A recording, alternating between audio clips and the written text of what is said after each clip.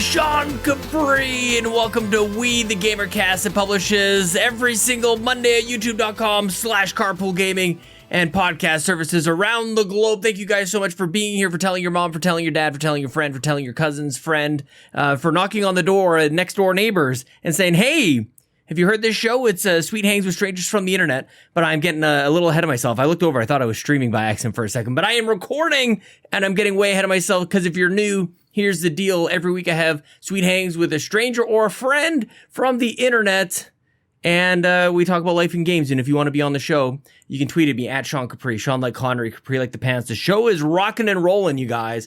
We got people lined up through July. At this point, we're settling in. So buckle up, everybody, because it's the carpool gaming. We got all the car puns. I looked over. I thought I was streaming by accident, but I'm not going to be dissuaded. I'm looking over here. I got all these things because we're on video, in case you guys are listening. Like, what the heck has got Sean so distracted? Second time, youtube.com/carpoolgaming. You can watch these conversations happen. Mitch is my guest, and you'll see him. You'll see the green screen behind him, and I actually kind of hope that you guys will do something with it. If I'm being completely honest, I hope you'll check out the video, see the green screen, maybe even Ryan Turford. Maybe Ryan Turford will do this. Producer Ryan, of course, you guys. I'm excited that you guys are here. There's a bunch of stuff that I want to talk to you guys about, including we went live over the weekend to celebrate 1,000 subs at youtube.com/carpoolgaming. We've been trying to do this forever, man. We've been trying to get up there for a long, long time, back in the Xbox Drive. In case you guys didn't know, the YouTube channel used to be the Xbox Drive first. Then it became Yumi Capri, now Carpool Gaming. I think we should be done with the rebrands and the renaming and all that kind of stuff. I think that's kind of been the point of all this, is to really settle in here. So we celebrated 1,000 subs. We gave away a whole bunch of stuff, and it's super cool. We actually recorded that hour. This is on my to-do list as I'm doing this. I've also got the other thing that I need to do, which is package that up, and we'll throw it up on Patreon, patreon.com/carpoolgaming, which we'll get to in a second, as our monthly exclusive, the Yumi Capri podcast, so you guys can listen to as well. Or I mean, it's kind of exclusive because it's also on YouTube as well. But if you want it in podcast form, Patreon is where we're going to do that. And we did a whole bunch of things, including reflecting on the last month. It's just crazy that we really haven't been carpool gaming for any longer than a month. When the heck did we do that? I've got the calendar. Was it May? April 15th. It was the same time as 2021, April 15th. So we're not even a month in yet. 1,000 subs, breaking records on Patreon. We're so grateful to you guys. So we did a little reflecting on how things are going, a lot of the new stuff.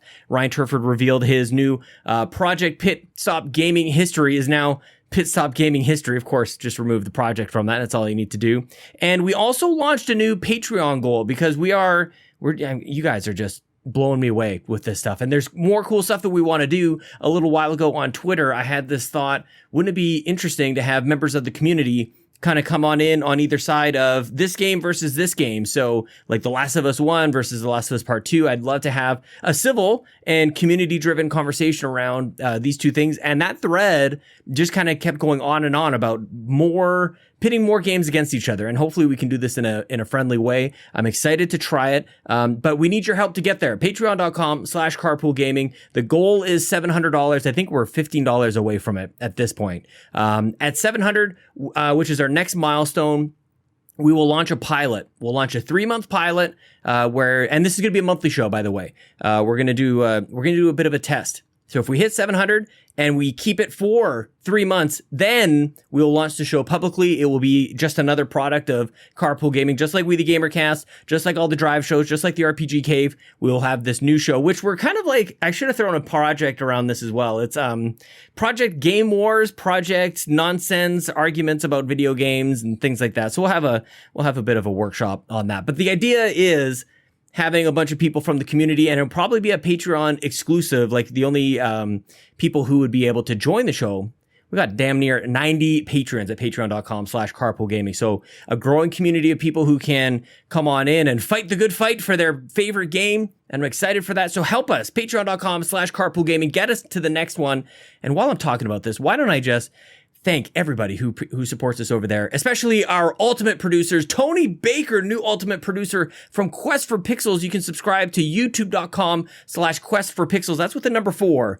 Dallas Ford, Emily O'Kelly, Trucker Sloth, Johnathan Brown. And I'm telling you guys, download Johnathan Brown's new album, In My Element, on Spotify and Apple Music. Drew Agnew, the handsome host of the House of Mario podcast. Lee Navarro, the fearless leader of the Phoenix Overdrive Extra Life team. More information on the Extra Life team in our Discord. Skinny Matt, he's hosting our Carpool Gaming community nights. You can follow him at twitch.tv/SkinnyMattK. And please, guys, these people support us at the ultimate level. Please support them however you can. All the links for you to click on and follow and do all the things, they're in the show notes.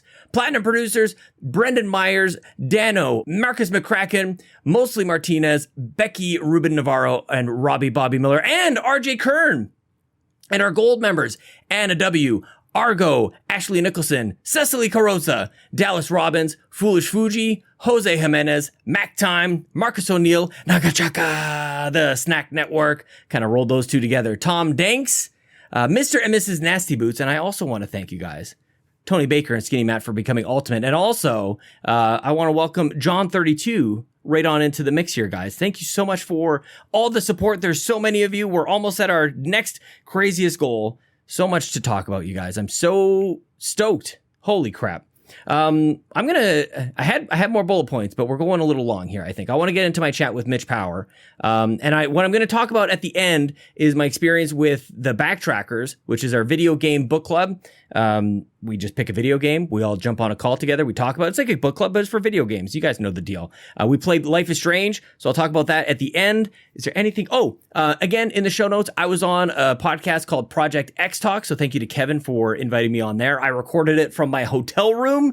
I had a webcam strapped to a desk lamp using an elastic band, and it seemed to work. So if you guys want to check that out, again, links in the show notes. But let's get to my conversation with Mitch Power, who has been on the show a number of times before. We've been friends for a long time, and dude is just a beast, man. He is one of the most dedicated Twitch streamers around, twitch.tv/MitchPower1116. Yes, his real name is Mitch Power. I'm still in shock about this. I want you guys to listen to this episode. I think you're going to enjoy it. But you can also go back, man. Mitch Power's been on a long time. Just search Mitch Power. He'll show up. And why don't we just jump right into it? Here he is, my good friend and yours, Mitch Power.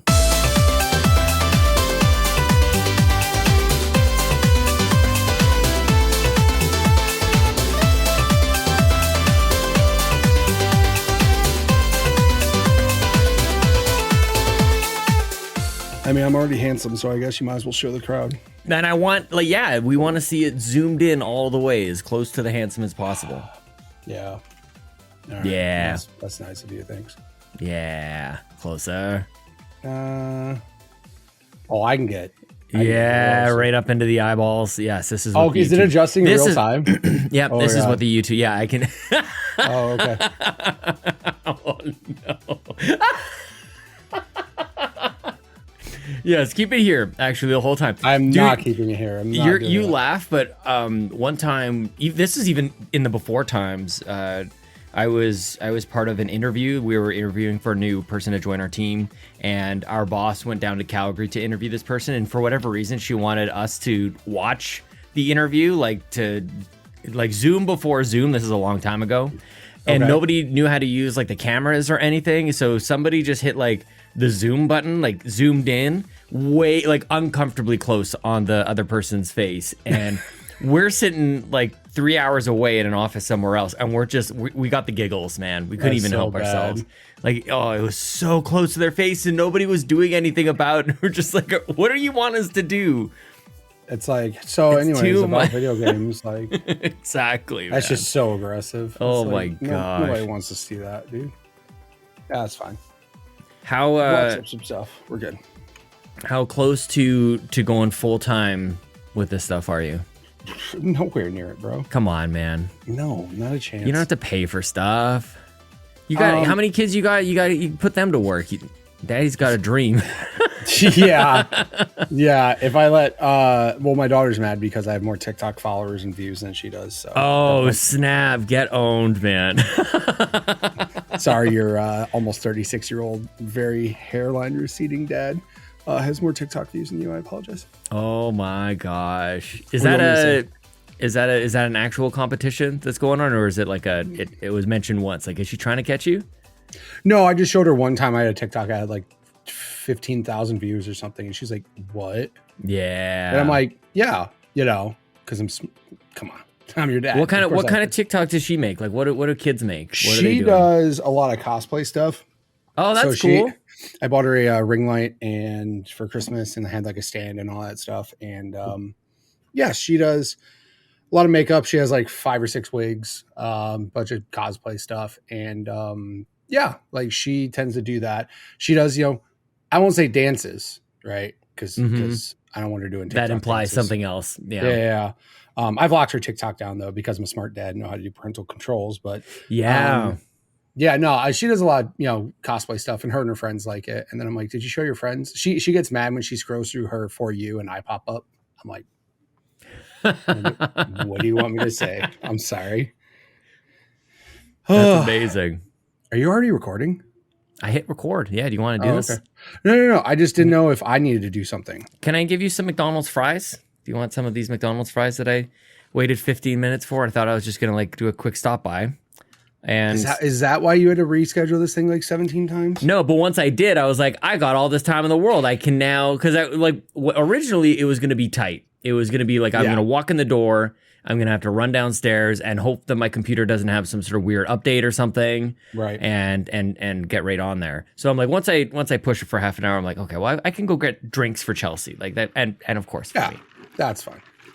But then I waited for 15 minutes for they forgot about it twice. I'm almost done with fast food. Good for you. I really shouldn't have done this. I really it's not for my health. It's for my sanity. Like, it's not for my health at all. Oh, really? Like, no. I went to McDonald's. So the other day, I went to Popeyes, which, by the way, is Popeyes. If you're watching this, feel free to sponsor the stream. Because McDonald's ain't sponsoring any of us, dude. No, not at all. So I go to Popeyes for everybody else, except for my youngest daughter, Addie, who doesn't like Popeyes because she's not my child. And we decided to go get her a Happy Meal. And I'm like, cool, I'll do the pickup. I drive up. I have the order already done. I'm like, here we go. I'm in spot number 5. And I sit there. And I sit there. Yeah. And I sit there. Mm-hmm. And I'm You're being patient. I was taught patience as a child. I'm Yep. pretty patient. And then I see 2 other people pull up in our spots, and we're both sitting there for like 5 minutes. And I'm like, I don't see anybody in the drive-thru. It's like 9 at night. It's not crazy. Yep. And then I go in there. My daughter's Happy Meal is just sitting there. And somebody goes, oh, yeah, those need to go out. And I'm ready to just like, I'm already out of the car, just like ready to kill somebody. Yeah. And I'm just like, is that for number 5? They go, yeah. I'm like, cool, thanks. Fuck off. And I left.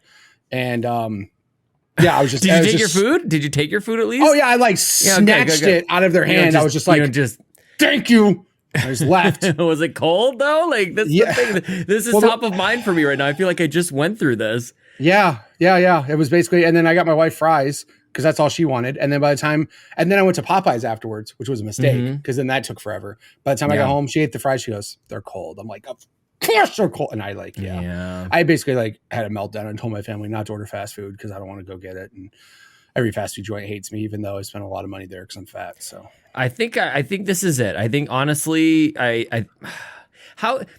what I really should do is just go like no drinks, but that ain't happening around this house. Like Diet Coke for Chelsea is like coffee for me kind of thing, which is why I end up getting both of them at the same time.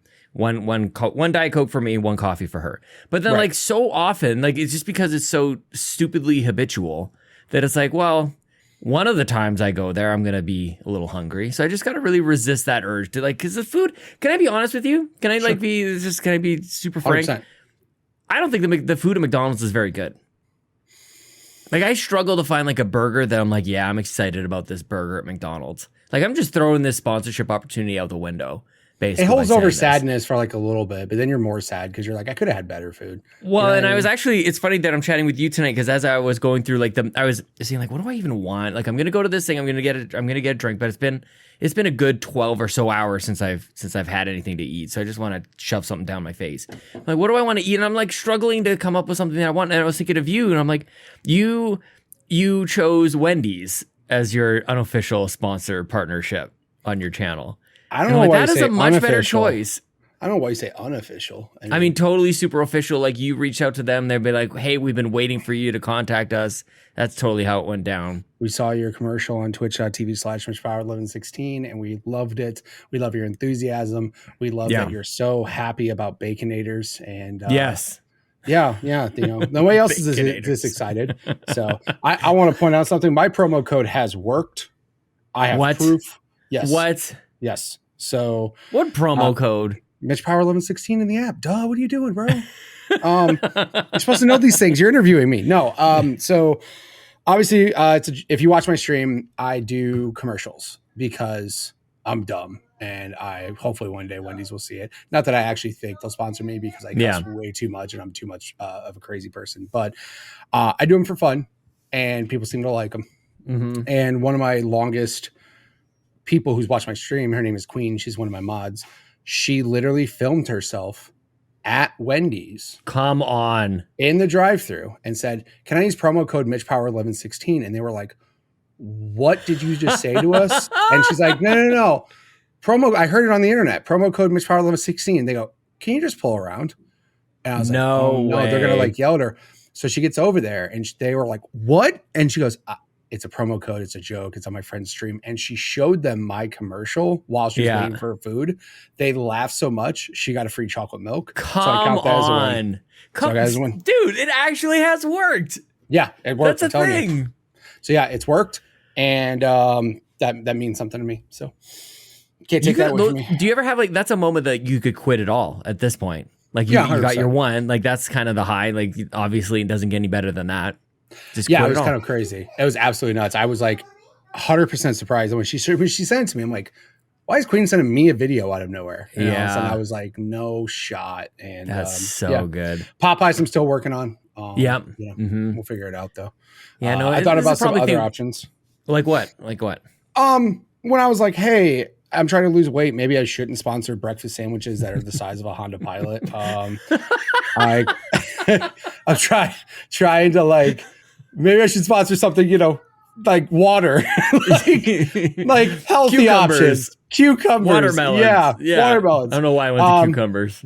Yeah, like I'm just trying to figure out something healthier, but then I was just like, it's fine. We're all having water. Water's free. Are you on a journey? You were on a journey for a little while, at least. Yeah. Are you still going with that?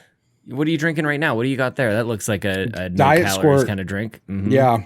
Diet what? Squirt, zero sugar. Squirt. What the hell is Squirt? It's grapefruit soda. That sounds adult. That's not a good word anymore. Like there's words that have just been sort of like twisted. True. Like squirt and moist, like you can't. No. If you Google squirt, it'll be like, do you have safe search on? Yes. Here's soda. Do you not have safe search on? Here's an entirely different category. What's your default search engine right now? Are you using the Bing? No. Do we talk about this? No, we're not. Who's you? What? I don't know. You would be the type of person who would want to get those reward points. I use Microsoft Edge, but I don't use Bing. Like, okay, well, there you go. I think Edge is okay. I think Edge is fine. No, Edge is cool. I don't have a problem with Edge, but no, Bing. Yeah, Bing is pretty awful. If you go to Bing and search something, I think the second step it is like, are you sure? You just want to like go to Google. Like it's like, here's what Google said. Do you want real said. results? Yeah, here's our results and then a link to what Google would tell you. Do you want an MSN.com link? And everybody's like, no. What are we talking about? How many email addresses could you get under Microsoft? Like you get Outlook, you could get Hotmail, you could get, that might be it. Live, Office. MSN, Live, that's right. Office. That's right. Neither was more. Yes. Yeah. I still have Outlook.com. That's mine. I had Hotmail since Hotmail was my first one. Hotmail was the first one because that was like when I was a kid. That was the very first one. And then they were like, do you want to change Hotmail to Outlook? I'm like, well, at least that's newer and it doesn't make me feel so old. So I know Hotmail just seemed like very child. Like I don't know how that happened. It just seemed like if you have a Hotmail address, it didn't seem as professional or adult. It just seemed kind of childish. That just shows you I am an adult because I had it like back in the day when Hotmail was the thing. Good point. Yeah, it's actually the opposite. It's opposite. I got my Gmail. All right, cool story, bro. Like, what might have had something to do with what my email address. Maybe it had more to do with the first part before at hotmail.com. Yeah, we won't talk about my very first one. We'll Mitch Power 1116. Totally, yeah. Just like, and that's how you know anybody. You can basically just assume if anybody's using just their name as their handle, whatever, whatever it was before was pretty probably terrible. my buddy still has AOL.com, and I'm like, because apparently it still functions as an email, and I'm like, I don't know how that's even possible. How does that even happen? I think there's like one dude at AOL just plugging in phone lines like an old old I'm trying to send email. Yeah, he's sending emails through Gmail somehow. Like, I don't know how that works, but yeah, he still has an AOL account, and I was actually quite shocked by that. Just copy and pasting them one at a time. It's like, we got 100%. An email in, copy and paste, push it out the other end.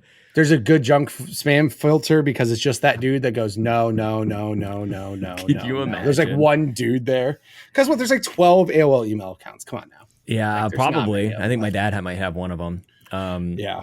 My buddy Buzz, he's still rocking it. He's like, I'll never get rid of it. I'm like, all right, whatever. That one's weirder than Hotmail, so it's all good. Do you remember like your first like chat, whatever? Like, did you use MSN or AIM and MSN? I never was on AIM. That's cool. I mean, I'm old, so yeah, like You're not old. You're younger than I am. I know. Confused look. Just like, wait. We're going to do some quick. How old are you, Sean? You are younger than I am. 37. Oh, yeah, I am younger, I guess. Yeah. You just How did you not use AIM then, bro? I don't know. Canada. I'll be 36 in June, by the way. You act like we were broke, dude. We didn't have any like internet, you know. I don't know how. Watching all my friends. We were broke too, and I don't even know how we got a computer. All of a sudden, there was just a computer in my home, and I was like, "That's true." And I shouldn't say we were broke because we did have a computer at the very least, and that ain't like that. Especially in the 90s, like that wasn't cheap. Oh my god! For some reason, computers were like $3,000 and had no just graphics standard. cards, and they were no matter what you did. You walk in the door, like as soon as you walk into the computer section, they go like, "Are you sure?" These are $3,000 minimum. Yeah, laptops too. 8-year no interest financing. Like, why do I need 8 years to pay this thing off? That's so true, man. Yeah. I had saved up, like my parents, they had us working at a very young age. We were 8 years old or whatever, and took half of every paycheck. I'm not even joking. Like, that sounds like a joke. I was grade 3 paper route, man. Minus 30 degrees, just like delivering flyers and stuff. That's like half child of every abuse paycheck. in Canada. They shouldn't have you out there. It was dangerous. It was legit. Yeah, I bet. And you're like, I guess it is what it is. This is the whole like, you know, sleet and snow and rain and whatever. You just do it. So yeah, we had a whole bunch of money put aside for our education because we worked for it for our damn entire lives. And it turned out I had a little extra, and I bought a laptop my first year of college. It was a Toshiba, whatever the heck, I can't remember the right. And it was legit like $3,300. Didn't even have Wi-Fi built in. Nope. Had a little card. You had to throw it on the side. Yeah. Oh my like god. A thing that like stuck out. I remember like when I worked at Best Buy, we sold those cards, and I was like, man, who the hell comes in here for these things anymore? I did. In my shiny Toshiba. Mm-hmm. Good Lord. Satellite. Toshiba satellite. That's what it was. Those are just the worst. Oh man, those are satellites. And I always wanted like because I don't know. I see people get these. Do you have a gaming laptop? I feel like you had to have a gaming laptop. People sometimes. I thought about it. Just to like edit videos and like hang out with my family instead of being sequestered into my like cave here. Mm-hmm. Just be like sit on the couch and like edit something, but then thinking about not using an actual mouse or like having to get a weird mouse. Oh my god, no kidding. Yeah. Like that doesn't sound super fun. But I don't really play games on PC that much anyways. So yeah. No, but for video editing, I have like a work point system. I thought about getting one time, and I was just like really how a work point system? What is that? So like at my job, basically they have like points that you can get for like referring sales and stuff. So like if I get a customer of mine to sign up for services, I get these points. With these points, I can go on this site and buy things. Example, both of my Dell 32-inch curve monitors came from that. That is so cool. Yeah, and I just literally yesterday ordered a Oculus Quest 2. So that is on its way. Ooh, I love it. Have you done any VR on stream before? Nope. I haven't seen you do anything. I'm about to go crazy. Yeah. Yeah, because like I'm not gonna say that I'm one of those people that I don't want to be necessarily bored streaming, right? Like I do a lot of dumb things. Yeah, I try to come up with new stuff all the time. Yeah, and all I want to do is just like keep doing things that people find unique to my stream. And I'm not saying like mixed reality, because I was looking at Beat Saber, and you've seen the streams where they're in the game and you can see how their does that body. even work? I've seen it. I've never understood. Like, are they standing in front of a green screen or what is that? Yeah. So basically, and I mean, with me, I literally have blue screens and green screens galore, like around my room. So like yeah, they're standing in front of a blue screen or green screen, and there's software that, and I literally learned all this like today. There's software that can jump into like the virtual world, and you can position the camera where you want, but it doesn't just work for Beat Saber. It works for like a ton of games. So I'm going to be setting up like an entire setup right here, like green screen, floor, camera, mask out everything else. Like I was like, this is going to be impossible. This is going to be so hard. And then I did one YouTube video and I was like, oh, this is not hard at all. I can do this. You've done easily. Well, because you've done hard stuff before. Yeah, I've like done, like you've really man, like every time I talk to you, you've done like another like 15 advancements or something. Like you're always trying something new, like legitimately. Do you think like part of this is like, did you feel like a weight lifted off or some freedom from dropping off the podcast? I don't know how many years it's been now. It's not like that was recent, but yeah, it's been, I think like 3 years. So the only dilemma, so I enjoyed the podcast. I enjoyed talking to people. Obviously I met a ton of people through that podcast that are awesome people. The only thing that it became more frustrating when like I was trying to do a new guest every week, and to have like the my podcast, like for people that don't know, it's called Growing Up Gaming. It was basically every week I would have a new guest on and I would talk about their gaming history, what got them started, where they are now, all that stuff. And it was an awesome podcast. And I got to talk to a ton of cool people. Blessing from Kind of Funny was on my show prior to him being part of Kind of Funny. And it was cool. But the problem is that after I had a guest on, it was kind of it. Like there wasn't much of a round two, because for the most part, we kind of went over everything in one show. Right. So like having return guests was almost impossible. And then there would be situations where, as I'm sure you know, people flake out, things come up. You try to have a backlog and then you're like, oh, I'm okay, no big deal. But then all of a sudden your backlog's gone and you're chewed like, crap, I'm done. Like I don't have a show.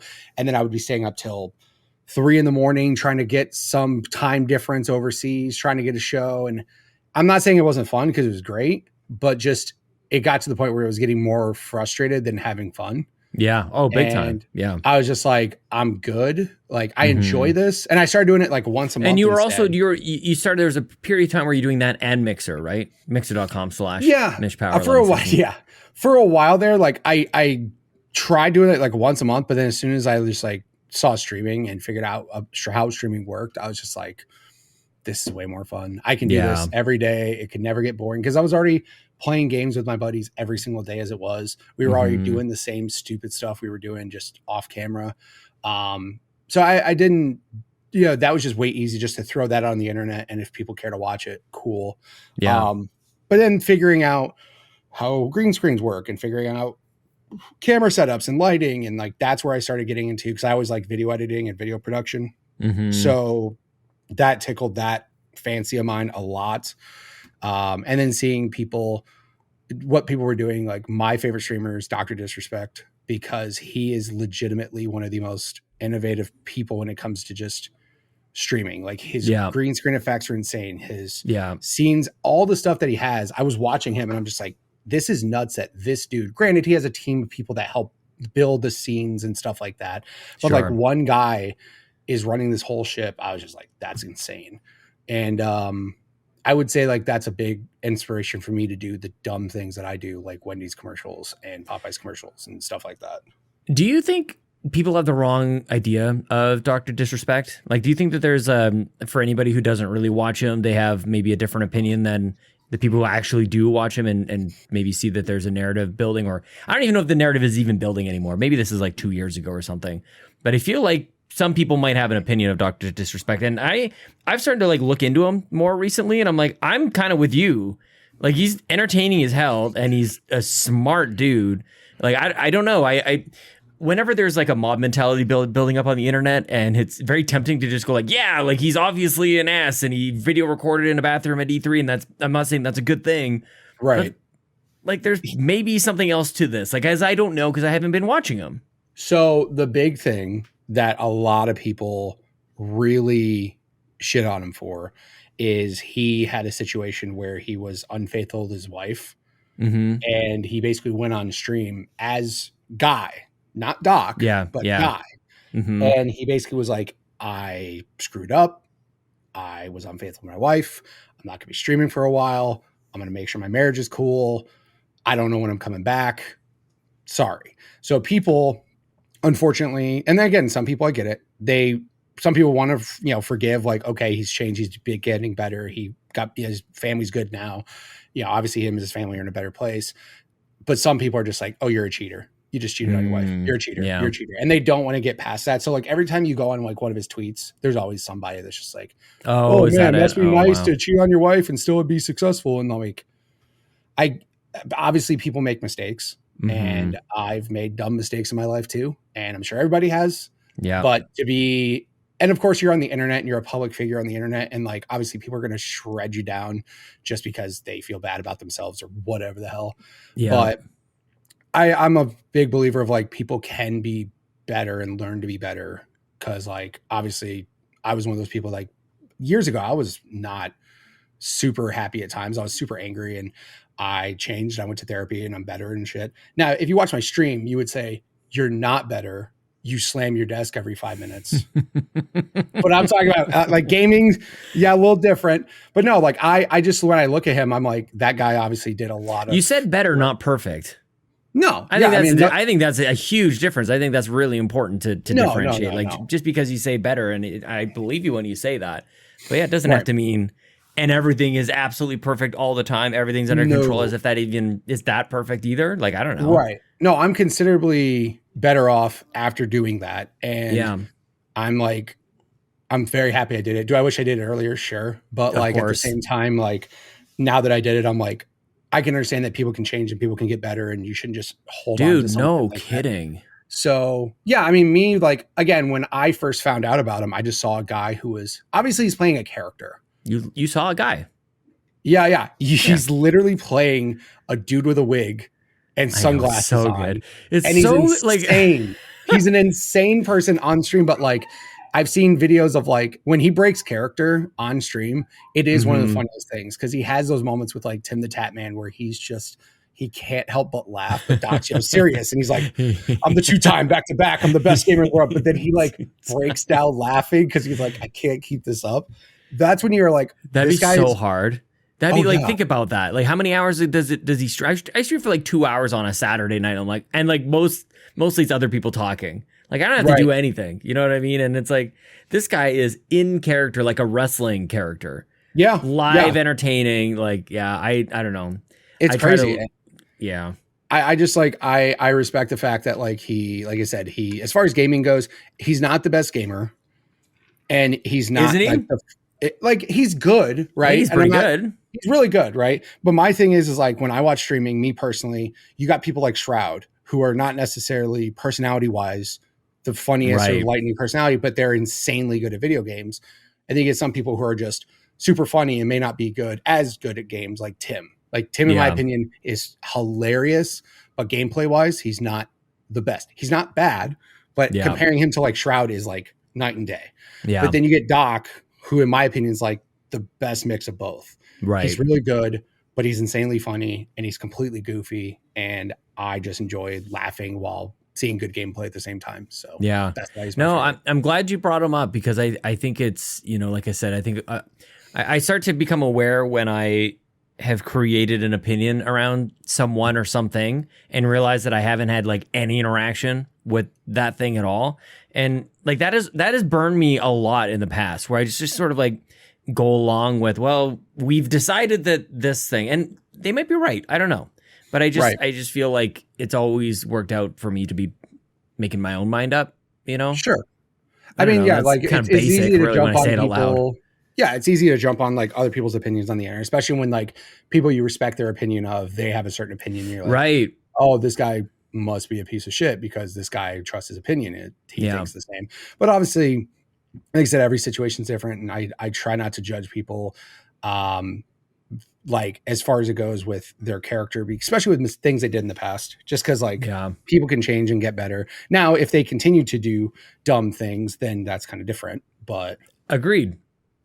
Like I'll give you a chance to get better, and I'll say, all right, cool. If you're gonna get better and you're gonna learn from this and be a better person after cool beans, but if you're gonna keep doing this stupid shit, then obviously there's gonna be it doesn't really like jive. I mean, and then I don't know. It's just like who are we to judge anyways? You know, True. like you said, we all kind of make mistakes, but I just don't think it needs to be like such a public thing. Well, I think that's the problem is like he was one of the biggest streamers on Twitch, and then he did that, and people are just like, "Oh, typical guy gets famous." Yeah. And I'm like, just and Twitter, that's not a wrong response either. It is. Like, it's not a wrong response, right? And we had like in this city we had a radio host, like a morning guy, just like on the raunchy morning show, and same thing happened, you know. But I don't think it worked out very well for him in the end. I don't think he really. Although I don't know if he really showed any remorse either. So that's the thing too. Is like depending on like what happens, like the mistakes that I did, I was absolutely like, yeah, I'm kind of a piece of shit. I want to get better. And obviously I got better and like things are cool. Yeah. But no, like I won't get upset if somebody wants to try to better themselves. That's like the big thing. Like you said, if somebody does a mistake and they're like, who cares? Yeah. Then you're like, oh, you're a piece of garbage. Got it. Like, then that's my opinion of you. But no, Doc like got banned from Twitch and nobody knows why. To this day. Yeah. Nobody knows why. I have theories, but everybody has theories on the internet. But now the dude's on YouTube and he's killing it on YouTube, and good for that dude. Yeah. He's got crazy sponsorships with Mountain Dew and Turtle Beach. I mean, he wears a Turtle Beach headset as part of his gimmick, and good for that guy. He's just like, I'm gonna keep wearing your headset. You want to keep paying me? And they're like, yeah, sure. My God. That's all. And the thing is that it's so like you just want to do that, but he's already done it. What original idea? And it's original in that I don't think that there's anybody quite like that, or at least when he started like that in streaming. But it's so wrestling, like it's so parroting 80s or early 90s like action. He's the bad guy. Totally, it's so good, and I think that brings up some interesting conversation too about what because it's such a blurred line of real life because it's live streaming from our houses, but entertainment. So what does it mean to play a character, and what is allowed? And I think that broke people's brains a little bit, because you had people in wrestling doing awful things and saying terrible things to each other as well, but we just accepted it's on TV, that's fine. Right. But on Twitch, it's a bit of a different story. I think maybe because so many people are so authentic, and or they portray a level of authenticity, and this is just so not even close to that. Like he's not even trying to. I will say, like, when you stream, like when I stream, for example, do I play up certain things exaggerated? Sure. Because it's funny. But you're still Mitch. Right. Like at the core, at the very least, yeah. Yeah. I mean, off stream, I still act like this person. It's just I'm amplified. I'm a little louder. I'm a little fun, whatever. Like today, I was playing Fortnite and I shot a guy, and one of my buddies just looked at me and goes, Mitch, were you aiming? And I'm just like, and again, I knew what he meant. He was like, were you ADSing on the guy? Like, that was what he said. He just goes, Mitch, were you aiming? And my buddy who was in Discord just starts losing his mind laughing. And I just played it up. I was like, and I just played sound effects, like emotional damage. And I just started doing this. Like, I play it up. And he even messaged me later. He's like, hey, you weren't like actually upset, were you? I was like, no, I know what you meant, dude. Like, we're fine. But like, I play it up like that, but I think it's funny. But like I said, like this is how I am. I don't feel like some of my friends are like, you act different on stream. I'm like, really? Maybe slightly, because again, I'm exaggerated. So like, but also me and my friends bust each other's chops pretty regularly. I'm also self-deprecating. Like on my stream, I have a hairline zoom, which again, I'm just going to show you guys. I have a busted hairline. Okay. I know this. Genetics like are not normal, kind of like a lot of people have that hairline. They do. But guess what? Hair is supposed to grow, like here. And my buddies talk about it. You want to talk about that? Like, how are you dealing with that? As well. Yeah. Yeah. I'm getting to the point where, I'm getting to the point where I'm just going to shave it and I'm over it. Are you? I'm not going to be one of those George Jeffersons that has the island here and no hair. No. You'd shave it. There's plenty of successful people. Who's George Jefferson? Okay, first off, you're killing me. That's how old I am. The Jeffersons. If you look up George Jefferson, he has the island up here, right? Yes. Hair here, no hair here. I'm not doing that. I have self-respect for myself and my family. So when you see people that like, you gotta look at them and go, let it go. So there's plenty of successful bald people. Dana White, Jeff Bezos, Joe Rogan. Like, there's plenty of successful bald people. You don't need hair to be successful. I'll be fine. But like, I have regularly, my buddies will just be like, Mitch, that just if you're gonna be having these studio lights on your face, don't look down.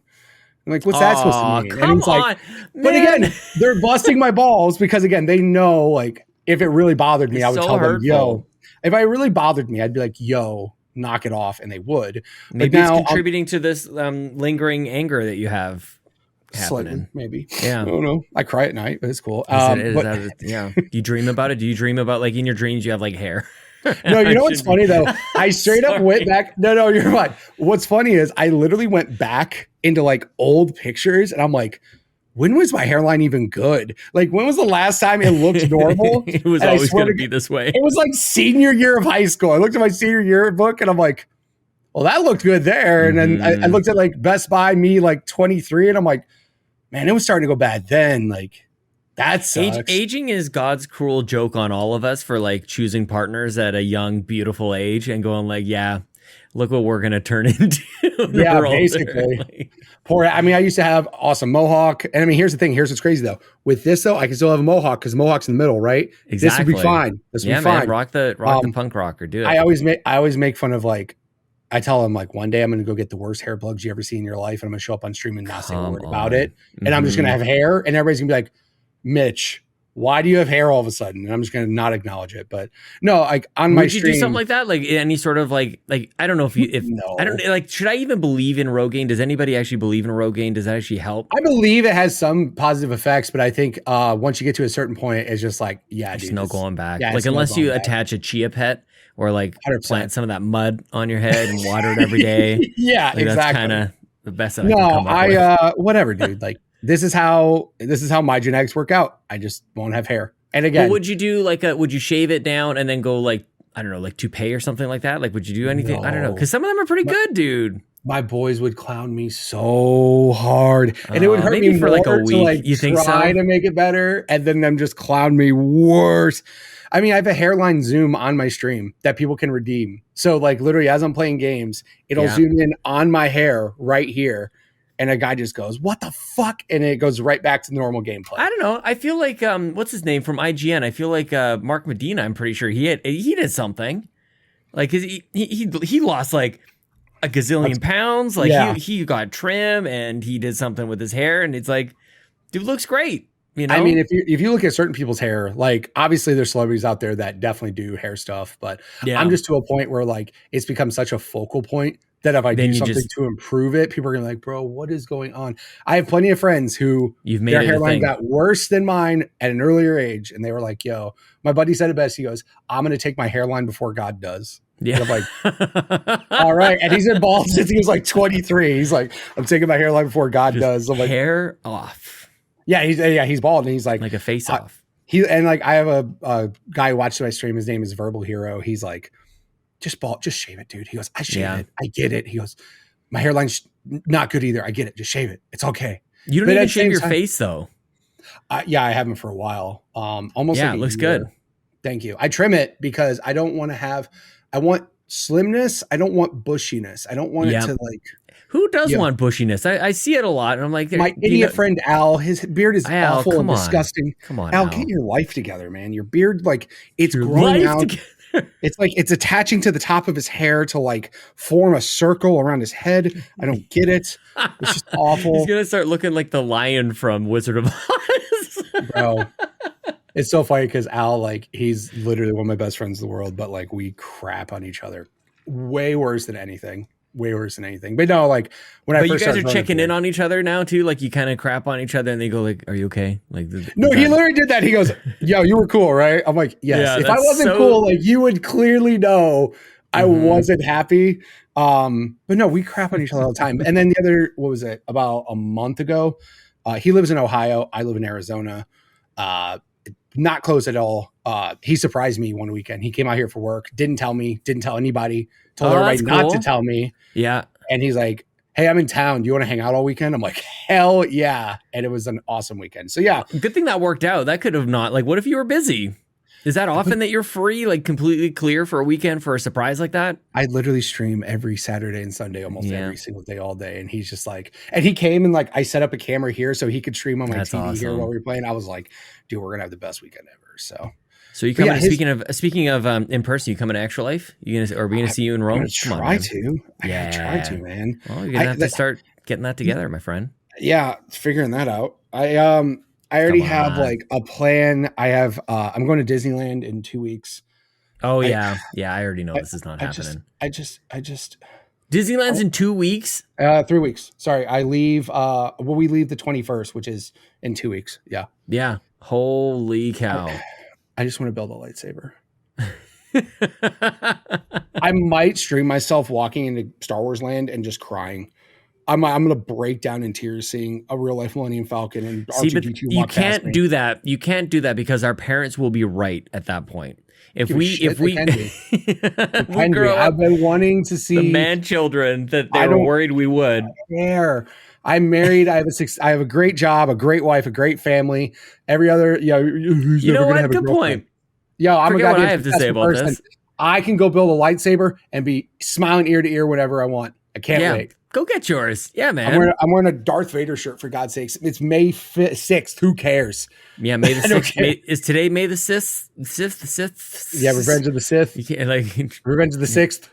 Revenge of the 6th. Is that a thing? Yeah. I think it's 5th, but it's fine. It's too many F's and X's and F's. We're going to have a family vacation because over the last 5 years, every vacation we've had has been planned around something family related.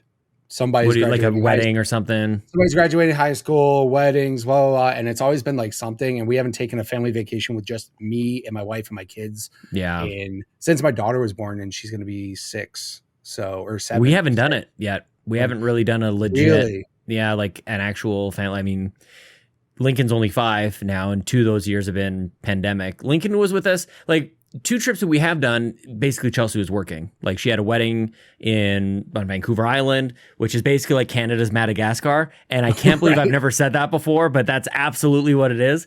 Vancouver Island is Canada's Madagascar, and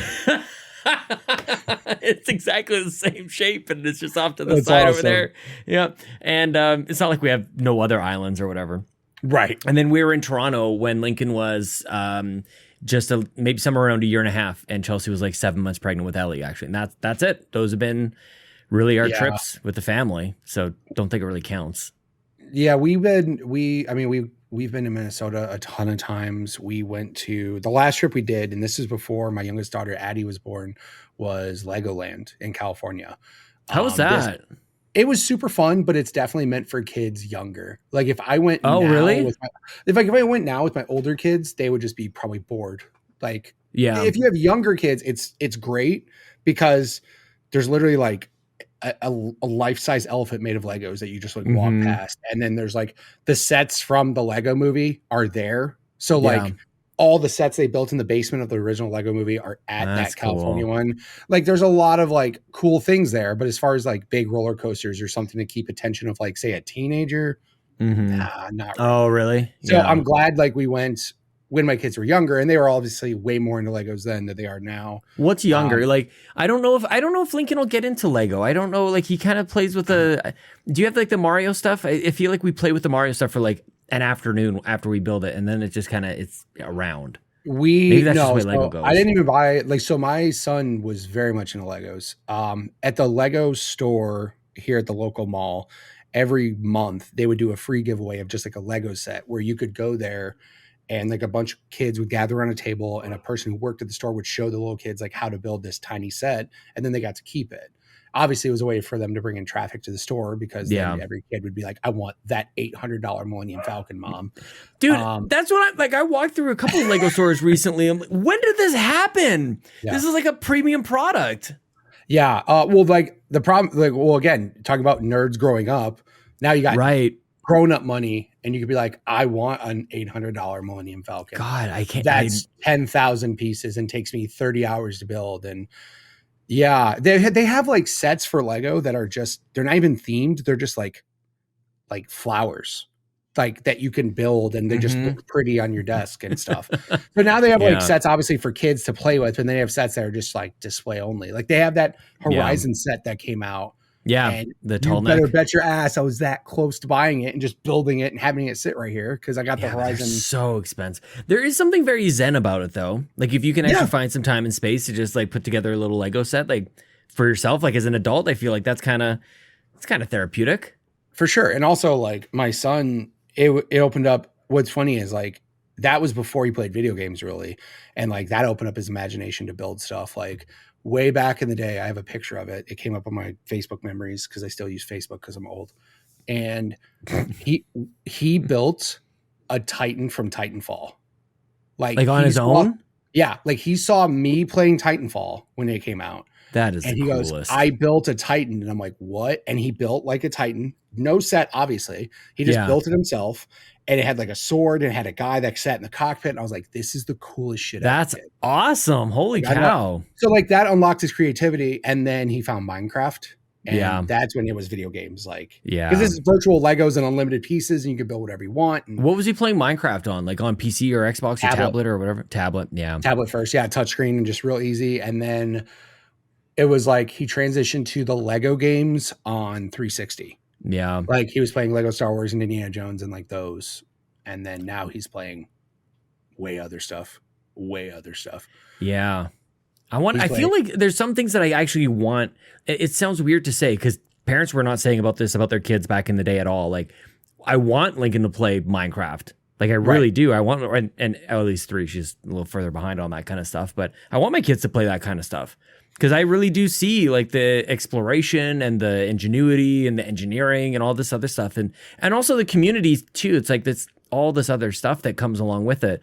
I just got home from a conference and actually there was an hour-long session. The guy was actually talking about video games again. Like there was like just how this dude who practiced Tetris forever was creating like neural pathways. And you talk about like the science of being happy and enjoying puzzle solving and all this. And he used video games. I'm like, yes, like this is awesome. And you can see like half the room going like, what are you talking about here, dude? Like actually Tetris, like we're going, yeah, like who plays Tetris? I'm like, every time there's a Maximus Cup, I'm playing Tetris. And then you go, oh, you were just looking for hands. Oh, okay, I'll sit back down.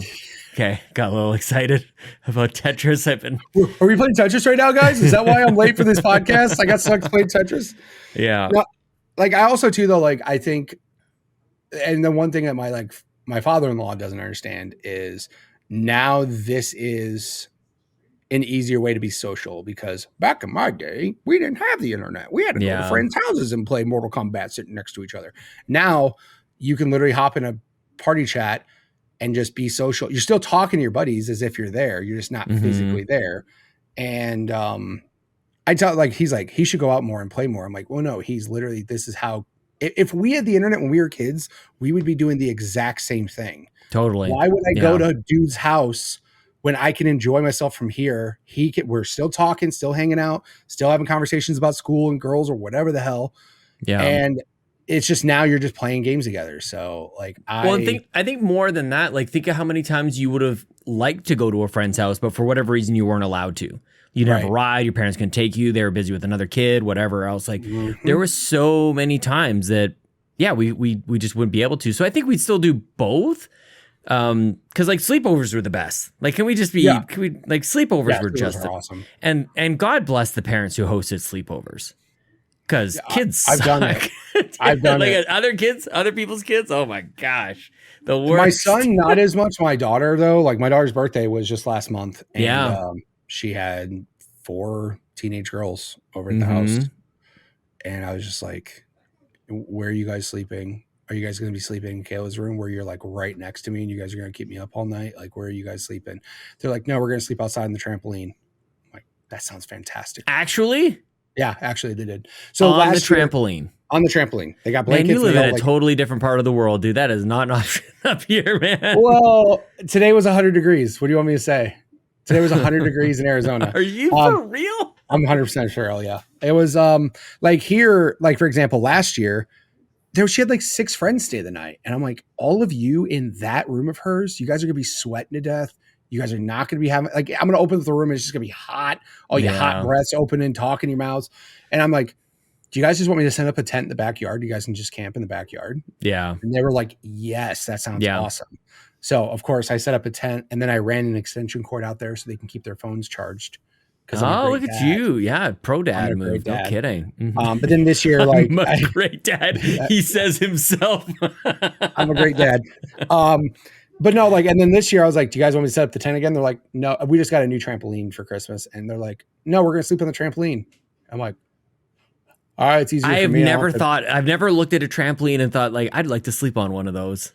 Well, they're out there just talking and giggling. And then they were just like, they were jumping around and stuff. And then they were just like laying down on their phones. And they were just like, we're going to sleep out here now. I asked my wife, I'm like, have you done that before? She goes, yeah, I used to do it with my girlfriends. I'm like, oh, okay. Oh, really?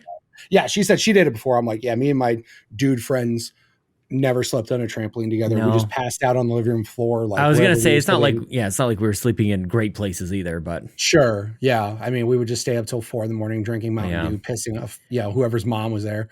I remember I actually woke up one time. I was on my knees and I hinged at my hips and just like the top part of my body was on the bed, but like my knees were on the ground. I'm like, I got at least a couple hours of sleep like that. What is wrong with me? You would just grab like a pillow or blanket and like position it in a way to where you could just crash and like whatever. I was like the letter Z, I think. Like yeah, like it was really. You would just stay up and just stay there and. Yeah, when you just crash, you wouldn't be like, all right, let's go to bed. It's like, oh, totally. Yeah. Pete's dead on the floor right now. You'd actually just like run out of gas. Like you'd actually run out of batteries. Your turn to play games. Pete's out. You can play games now. And then, we just take turns until one of us, all of us were out. And then, oh my gosh. Yeah. I didn't bother waking them up. Like I knew they would wake up when it was like colder in the morning. Yeah. Isn't that weird? Yeah. You wake up. You guys will wake up. Don't worry about it. It was 6 a.m. I was downstairs because I'm usually up at 5. Yeah. For my job. My brain sucks. It will not let me sleep past 5. Oh man, this whole week has been a disaster for me. I've been up at 4:00 in the morning all week. It's just been like, what the heck is wrong with me, man? Yeah. I wish my body though would let me like sleep on days off. Like my wife, if she doesn't set an alarm, she'll fucking sleep like a teenager. She'll sleep till 10, 11. Like she'll just catch up on sleep. And meanwhile, teenagers sleep later than that, dude. They do, but not my teenagers. They do not, because I have rules. Because you're screaming and swearing on the internet, and they yes and no. So like I implement a rule because I also know that the greatest motivator for kids to do stuff around the house is to threaten to take away the thing they love most. So I tell my kids, like when school's out, I'm like, you're not sleeping until 3. Like I'm not putting up with that. I'm like, by 11 o'clock, your chores have to be done. All of us, including me and my wife and my 6-year-old. All of us have chores that we have to do every day. Yeah. And I'm like, I work a full-time job and I still do those chores every day. That's awesome. Yep. I'm like, you have to be up by 11 a.m. and have all these chores done. If you don't, you can basically pretend like nothing you will have works on the internet. Wow. And okay, I need your handbook on this, man. That's awesome. Like, did you have this sort of environment like when you were a kid? No, that's why I'm doing it for them now. Where did that, is it from your wife? Did she, like, where does this come from? Because it's not even like you could just like make it up, but I feel like it would be worse. Like this seems to come from somewhere. It actually, like every time you and I talk about your parenting style, like it makes a lot of sense to me. So I grew up completely broke in a terrible town in like one of the worst cities in the United States. Literally the town I grew up in is on the top 10 FBI's like worst cities to live in the United States. I grew up in a highly crime. Seattle. No, not Seattle. No. Where I grew up, it's like, I mean, there's, you hear gunshots in the other neighborhood. That's awful. Like, it's terrible. And I just like, my parents did not do as good of a job of like teaching me certain things when I was younger. Like for a while there, I couldn't get up on my own. Like my mom would always wake me up for school. Right. So when I became an adult, I couldn't get up to an alarm because I was so used to somebody being there to wake me up that I never learned to wake up to an alarm.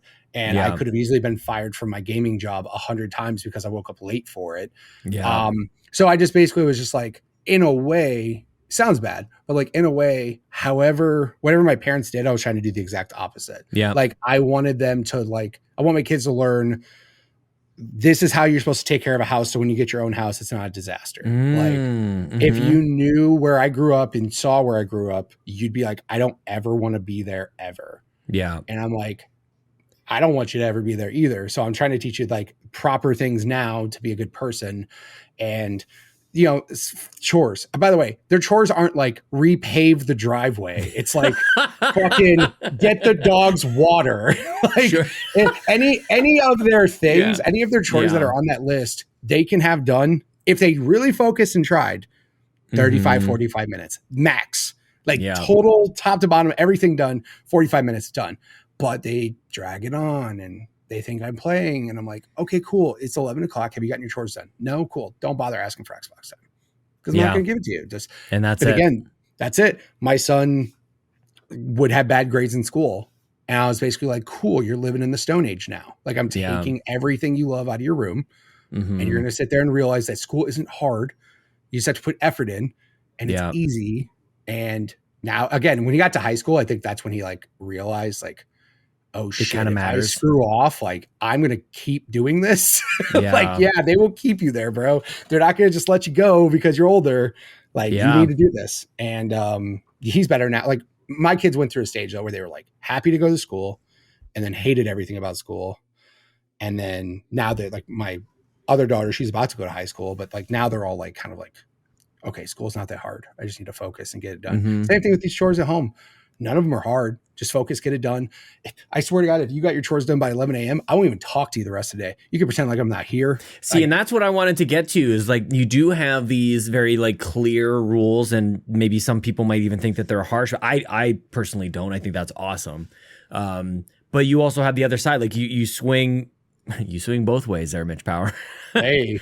Yeah, but like you have the discipline, but you also like that also brings the freedom as well. Yeah. Like, and it's just like, I think that's what strikes me so much is that it does seem so balanced in that way that seems like it would take a lot of forethought to get there, but maybe it's just it seems very natural to you as well. That it's just fairness.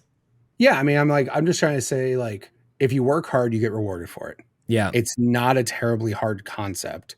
Yeah. So just do what like, and for example, they get paid allowance. They also have phones. Like, again, I give them cool shit. Each of my kids have their own Xbox in the room. Each of my kids have their own like 50-inch 4K TV in their room. Like each of my kids have awesome shit. But also at the same time, I'm like, I didn't have any of these things. So I would love for you. When I was growing up, I didn't have my own TV. I had to go share the TV in the living room. And if my dad was like not watching Westerns and be like, I'm not letting you use the TV right now. I'm watching shit. So I'm like, no, you guys don't realize like I'm giving you as much cool shit as I wish I had when I was younger. Yeah. But at the same time, I worked hard to get all of this shit for you guys. So like, if you want these things, you have to understand that working hard gets you these things. They also get paid allowance on top of like doing their chores. But like, if they don't do their chores all the way, I don't pay them all the way. Yeah. I'm like, if you did your job half-assed, you get paid half of your money, bro. And there's been times where like, cool, it's allowance day. How much do I get? And I'm like, $15. And they're like, why? I'm like, because I had to tell you this, and this. Yeah. And they kind of just go, all right. That's kind of how work goes though. Like you're going to have performance evaluations. You're going to have like, sometimes it's not, you really are like programming them to be like much more prepared for that kind of thing. Yeah. It's interesting, like your kids have TVs in their rooms, and Chelsea and I come from a little bit different perspective on this. Like, and it's so funny, like, because I think my parents did a good job, but I'm just wondering, like, how much do you adjust for like the times are different, the times are changing now. My dad was always very, very specific, and he would remind us all the time, you are not having a TV in your room until college, and it's like that was the rule. And I don't we didn't really question why. Like we just assumed like I guess like TVs are expensive, it's just that was the rule. But like everybody else I knew had TVs in their room, and like now it's even more. TVs are just, you accidentally come across TVs now. Right. Yeah. I mean, with my kids, like I think it's.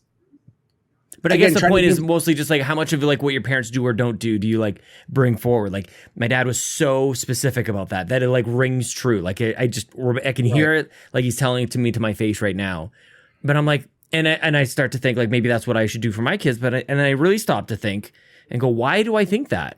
Like I don't know. It's just it was just belted into our brains forever. It's weird because like there's a lot of things that my parents did that like focus on school. Like if you have A's and B's, like kind of like I won't bother you type of deal. You know what I mean? Like, and that's kind of the same thing. I'm like, if you kids had A's and B's, I wouldn't give a shit Like I would give you unlimited game time. I would not care if I knew you were self-sufficient enough to do this on your own without me harping on you. Like I told my son, he goes, what do I have to do to get unlimited Xbox time? I'm like, straight A's. Get straight A's, and I literally will give you as much time in the Xbox. Which is it? Have you thought of it this way? It's such a sneaky kind of thing to say too, because do you think you could get straight A's if you were playing Xbox all the time? Yeah. I did. Really? That's the thing. But that's the thing for playing me, Xbox all the time, not studying, not doing homework, not doing anything. You're just like, you come home from school, Xbox. You sneak away for dinner. You come back, Xbox. When I was in high school, for straight A's. When I was in high school, I had straight A's in school. I left school. I skateboarded till it was dark, and then I went home and I went to bed. Yeah. Like again, I figured out what I wanted to do, and I figured out the way I needed to do it. Like there was a lot of times.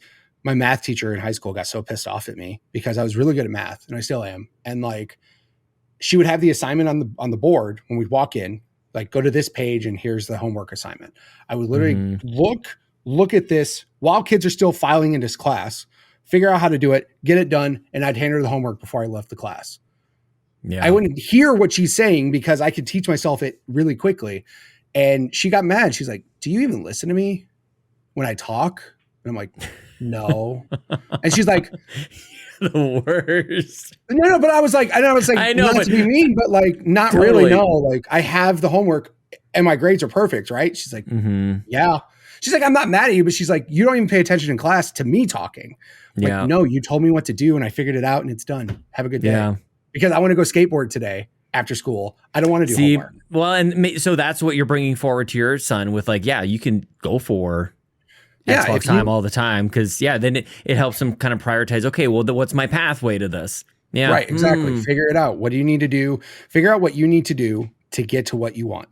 And he's got his own hairy, audacious goal. Yeah, I'm like, dude, I stream for 10 hours on Saturday. Why? Because I bust my ass during the week and I can do what I want. Yeah. Like, the house is taken care of. You guys are fed. Bills are paid. House is clean. I can literally do whatever I want. Yeah. And you can do the same thing if you get your stuff. And again, the things I want you to do, schoolwork and chores. And even in the summertime, I'm like, just wake up by 11 and make sure your chores are done by 11. That's not even terrible. I'm not even saying you have to be up at 6 a.m. and get no. Yeah, 11. You're right. Yeah. 11's not terrible. Yeah, not 1 p.m. Like my daughter's strolled down a couple times because she stayed up late the night before doing whatever. Yeah. It's like 3 o'clock and she's like, can I still get my stuff? I'm like, no. You goofed. What about naps? Can they get up early, get their chores done, and go for a nap? 100%. I don't care. Yeah. And my son's done that. My son sometimes has been up. Like he had the same thing. Like he'll randomly wake up at like 7 a.m. He'll bust his ass, get all his stuff done, and he's just like upstairs sleeping. I'm like, I seriously don't care what you do with your time, as long as you are not upsetting your sister.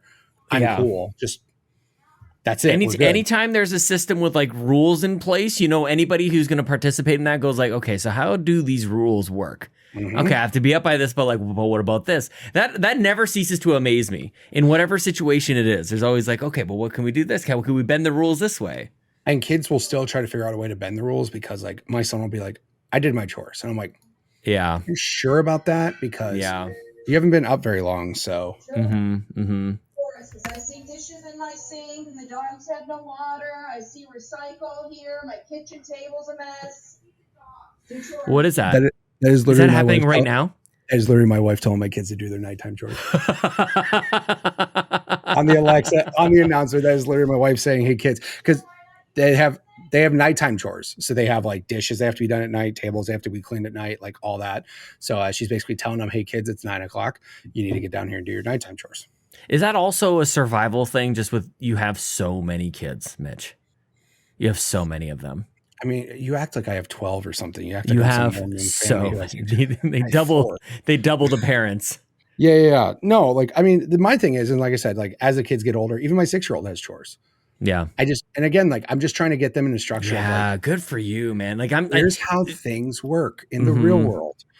Lincoln just turned 5, and it was like that was a big deal. Like I haven't really like had that moment when he had a birthday before. It's like, yeah, he's a little kid. He's 3, he's 4, but like 5 is a thing, And we just went to his open house which I can't believe that's even a thing, but we went to an open house for his kindergarten, and it's like, okay, well now he's I don't know. It's different. 5-year-old is very, in my mind, whatever it is, it might just be totally made up in my head, but I feel like 5 is kind of big time now. Well, when they Like, start going to school, that's the other thing too, yeah. because then they start to learn structure of like how school works. Even though obviously kindergarten, first, second grade, all that's very loosely based of just like, we're just Yeah, having fun. it's muscle memory. Yeah, Yeah, it's just trying to get them in the daily habit of stuff. doing it. Mm-hmm. But no, like my 6-year-old's chores, and again, like we don't harp on her because she's 6. It's not Yeah. like I'm like, kid, but basically I'm like, pick up the dog's toys because the dogs Yeah. will have a toy bucket and just take toys all over the house. I'm like, Yeah. go pick up dog toys. Go make sure your room's Yeah. clean. Like it's not hard, but like my other kids have like, do dishes, wash the table, and again, none of them are terribly difficult. So, Mm-hmm. and I'll be like, I can do all. The worst one was my son. One time, he's like, "You give me too many chores," and I'm like, "I could have all your chores done in 30 minutes right now.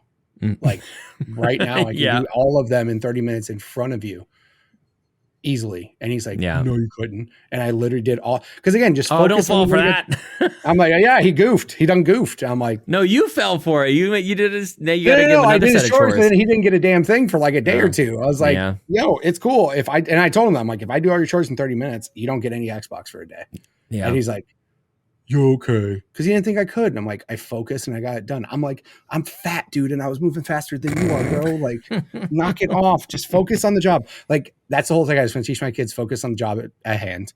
And if you do a good job, you get rewarded. Because that's Well, I love it, man. I love seeing that stuff, and I love chatting with you about it too. Is there anything else that's going on in your life, like in going on right now? What else is going on with you? Nothing. I mean, I just basically I work. I work from home, so I'm always. This is literally where I spend so much of my time because I'm working, and then I'm done, and then I stream. You seem good though. Like, are you good? Like, you okay? Oh, yeah. You seem like you seem. I don't know. You always seem this way, I guess. But I don't know. You seem like you found your groove. Like that's to the comment of kind of like letting the podcast go, which I think is it's a remarkable thing because I don't know.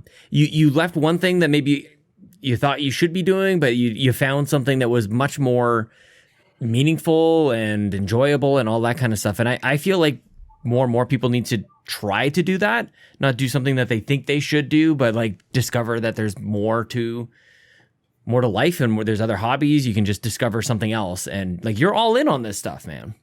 Yeah. I like I said, the podcast, like when it became more stressful than fun, I was just like, I don't have to do this. It's not like I'm obligated. I'm not under like, and I'm not saying like, example, I've had people that have said like, oh man, I struggle to hit the go live button. I'm like, you don't have to. Like, you're not a Twitch partner. You're not obligated. If you don't feel like doing it, just don't do it. Like, go do something that will make your day better. Like, not stressing about streaming. Cause like, that's the thing is like, and again, I think when you get older, you just get to the point where you're like, if anything causes stress, like, fuck that. I'm not doing that. Like, that's not even worth my time. So no, I'm good. Like I have, me and my wife have a great relationship. We do a lot of fun things together. The only thing I just wish is like vacations. Like not saying like vacation from streaming, just in general. I tend to do this stupid thing where I work and I have like a giant vacation, but then I don't take another like awesome vacation for like another year. Yeah. And then for a year, I'm just like, grinding. Stop. Yeah. Mm-hmm. So now we're going to Disneyland in 3 weeks, which I can't fucking wait. Like me and my wife have been looking at the calendar ever since we were like, we're doing a vacation without anybody else, right? Like no one else, no family event, Power family vacation. We're going to we're going to Universal Studios the day before, 3 days in Disney, Genie passes, staying at Disneyland Hotel. Like, I don't care. Yeah, you're doing I basically it right. want to have the craziest time I can have at Disneyland. And then I'm doing in June, my wife has a high school reunion, which she just wants to show up and show people how hot she looks now and all that stuff, which I'm fine with. And how many years is it? How many year? I'm not going to say on camera because she'll fucking kill me. And years or something.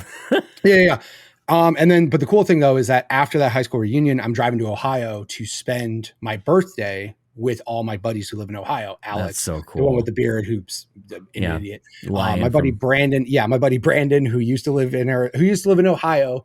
Moved to Arizona. I met him. He became one of my best friends. And now he just moved back to Ohio because he sucks. But no, like we're going to spend my birthday, hopefully, as long as weather permits, my birthday at Cedar Point, which is like a amusement park in Ohio. It's got crazy roller coasters. So I'm looking forward to that. The problem is after that, when's my next time off of work and big Yeah. time? Who the hell knows? So New York though could be it. Yes. Yeah. Well, Yeah. look at you, and look at this. Like, kind of again, you're in a groove a little bit here. Like you've found the thing that is kind of firing off all the happiness for you, and it's like, yeah, let's do that. One thing I wanted to say though, and then I want to get back into like the note vacation after that. One thing that I wanted to say though that I think is remarkable for you, is just that when you say we're going to do something with nobody else and you say this to your wife, like you include your kids. And I feel like I get so used to parents trying to get away from their kids, like that you getting this excited about a like immediate family vacation, like your household vacation. Like that really makes me happy to hear, dude. Because I really haven't heard that in a long, long time. That the best version of a vacation for you is you and the wife and the 4 kids. That's awesome. Yeah, like my thing, and here's where it starts to get crappy. So one of my daughters is older. She's already moved out. She has her own job. She has her own place. Right. Yeah. This is almost the last trip that I can guarantee my son will be able to go with us, because next year my son could have a job and not be able to do this cool shit. So that's why I'm like trying to just ball out and do some crazy trip. And the trip to Ohio and high school reunion, that will be me and my wife. So obviously my kids won't go to that one, but like, so we'll have that. If I go to New York, I'm not bringing my kids. No. Yeah. So that's the Triforce right there. You need all 3. You need the whole family, you and the wife, and then just you. Yeah. I just like, I don't want to. There's times where, like I said, obviously it sucks now because like my daughter, who used to come out to Arizona every year, can't now. Yeah. Right. Like she used to come out for a month every single year and she would spend time with me and she would, be with my, kids here and stuff. And like she gets older and she has a job and she can't come for as long. And I was the same way. I used to go to Texas every year when I was younger to visit my family in Texas. And I turned like 16, 17. And I was like, yeah, I can't be there 2 months now. Yeah. I'm going to be there like a week. And because I have a And job, that's and I have probably a a stretch. girlfriend.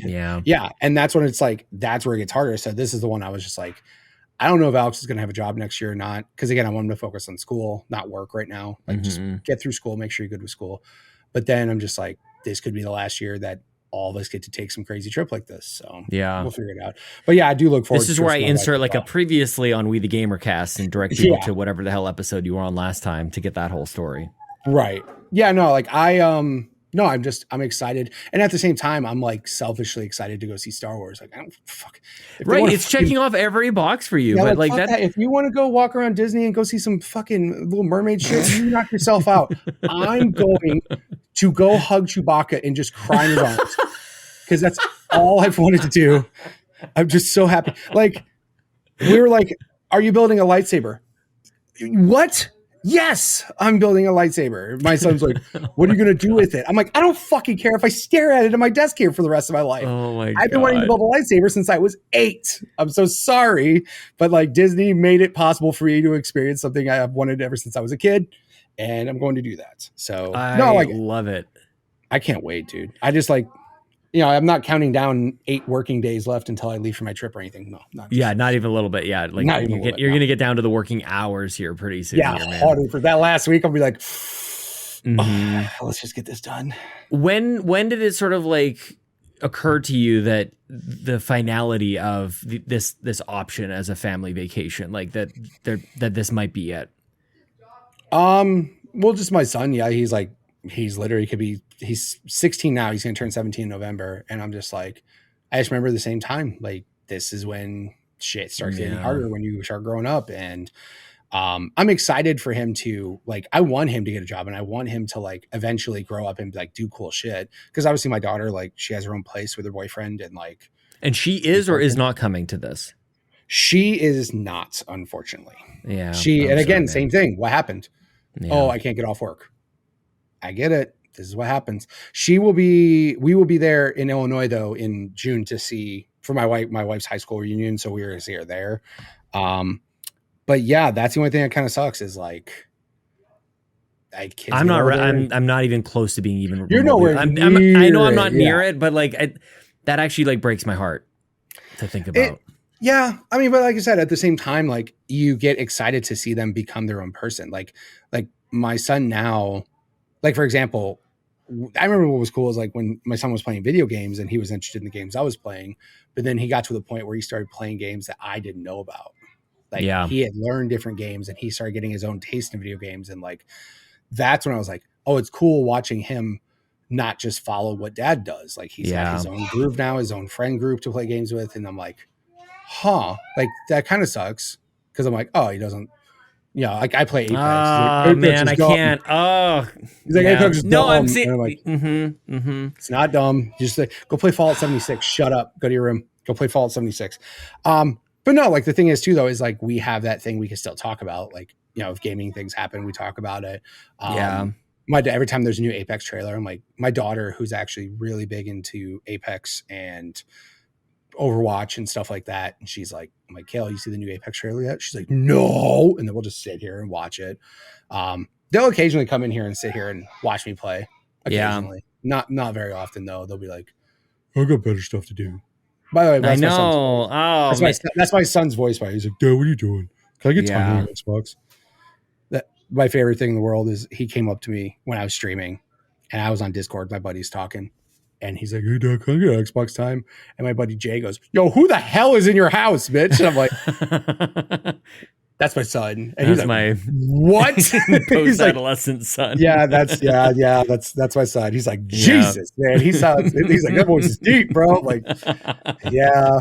That's why I'm not making fun of my son when I go, hey, Dad, can I play my Xbox? Like, stop making fun of him. That's his voice. Like, you're not the first dad that I've heard describe their son talking like that. Like, is he shy? Like, is he kind of a shy kid? Does he do the hunch shoulders like you're doing? He's kind of shy until you mention video games, and then it's just floodgates open, and he won't stop talking. Like, especially if it's like Monster, right? That's true. Like, if it's talking about Monster Hunter or Pokemon or Fallout, he's just like, yeah. And again, like, I think it's cool that he's becoming his own person, and he's not just, like when I was younger though, I was into skateboarding, and like I didn't try to push anything on any of my kids to do anything. Yeah. Right. It's not like I was like, I honestly don't know if you really can. Like, and I guess some people grow up having had stuff pushed on them, but like, I feel like Lego is a great example of this. Like, we have it in the house, but like, they're just not really doing too much with it. So like, it's kind of a self-fulfilling kind of thing anyways, where they're not playing with it. So like, why would I buy more? You know, like, why would I try to push them into something? Because it actually costs money usually to try and get them into something. For sure. I think like I said, Minecraft's kind of the video game version of Legos. It's just building your own Lego. It's unlimited Legos, building whatever you want. And I them playing that is where he got the creativity from. And I mean, he was obviously playing Legos before that and everything. Mm-hmm. So, what, me? Yes, you go. 10 more time. Sure. Oh, I kind of want to hear this. Like, what'd you ask, Alex? Voice. You want more time? All right, I'll give you more time, bud. I just want more Xbox time. Yeah, I swear to God, that was it. That was it. That's pitch perfect. No, so again, here's what happens. Hold on. Did you do your chores? Yeah, he did. All right. His sister even vouched for him. He goes, yeah, she goes, yeah, he did. Look at that. So yeah, Xbox timers. By the way, I want to point this out right now. Xbox, I personally prefer Xbox, but real talk, Xbox has the best family settings out of every console. Sony's console settings are fucking trash, and Nintendo's are the worst. Xbox's family settings, the best on the planet.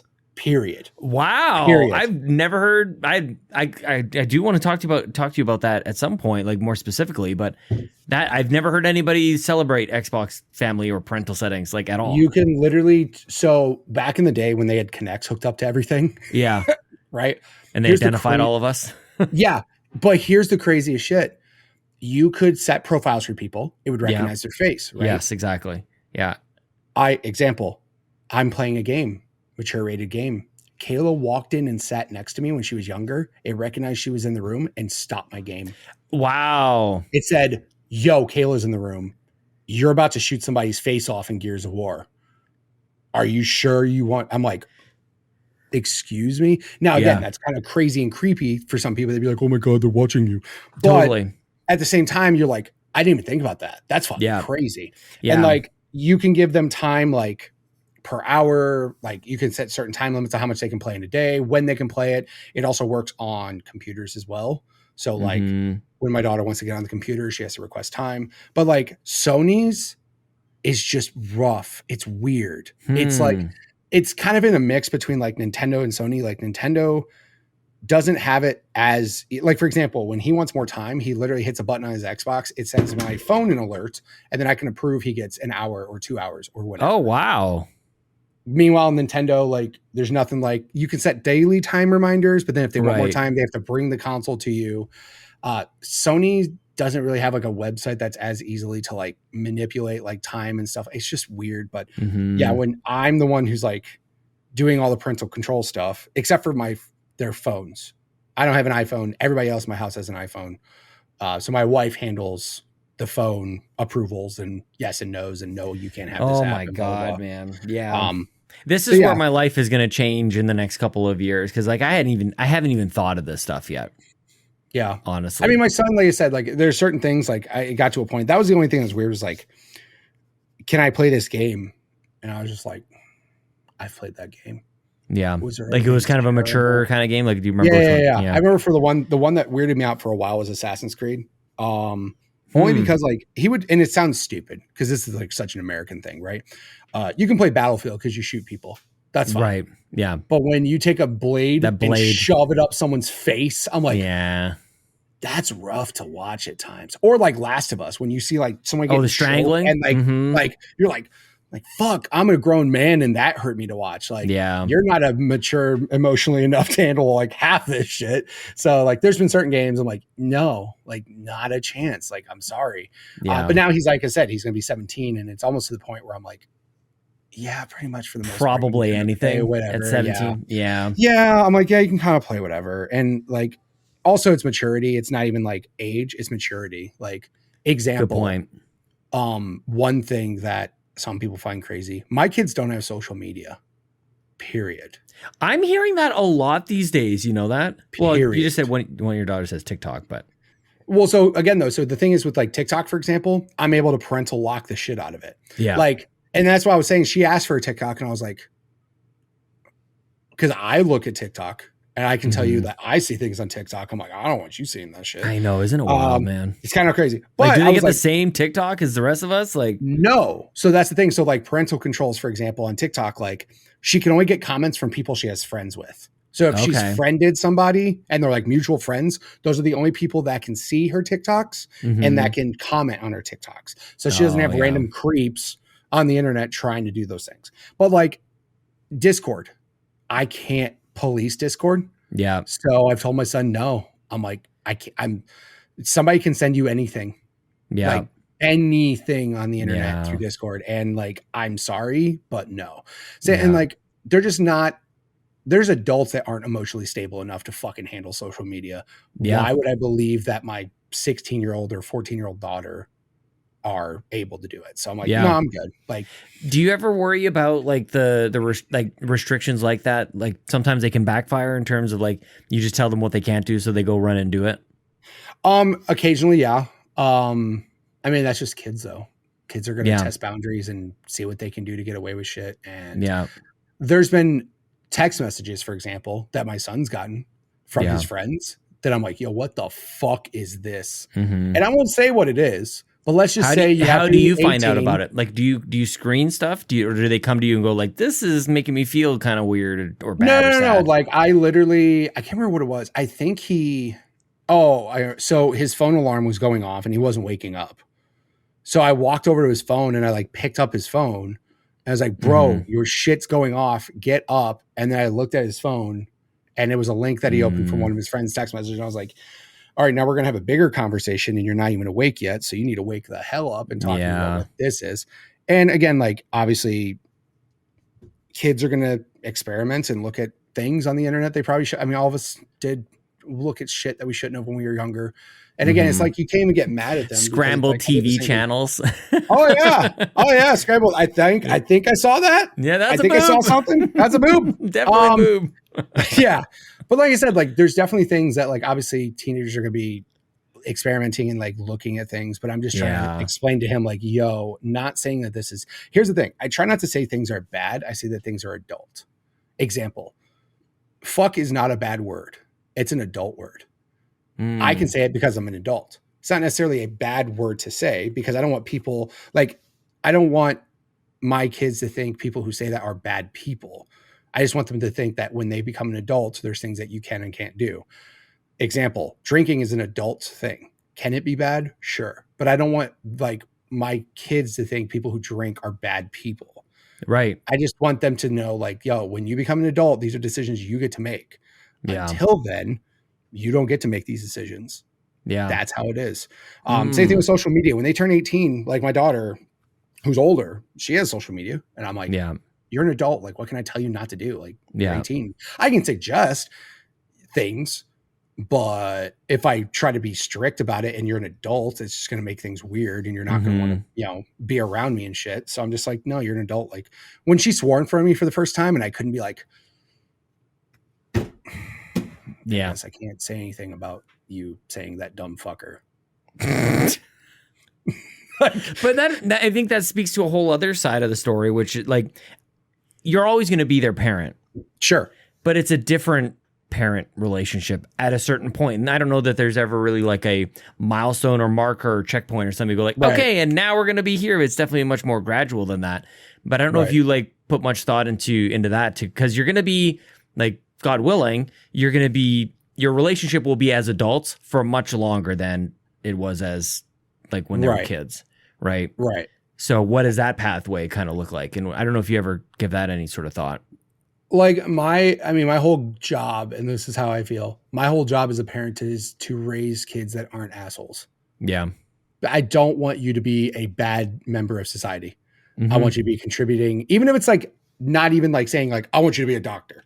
Sure. I just don't want you to be a problem in society. I just want you to be, you're happy. I want you to be who you are, do what you want. Just make sure you're not hurting anybody else. Make sure you're a productive member of society. And that's all I care about. But like now, for example, with my daughter, we talk about, it's just like, and we still talk, but now the conversations aren't like, how's school? It's like, how's work?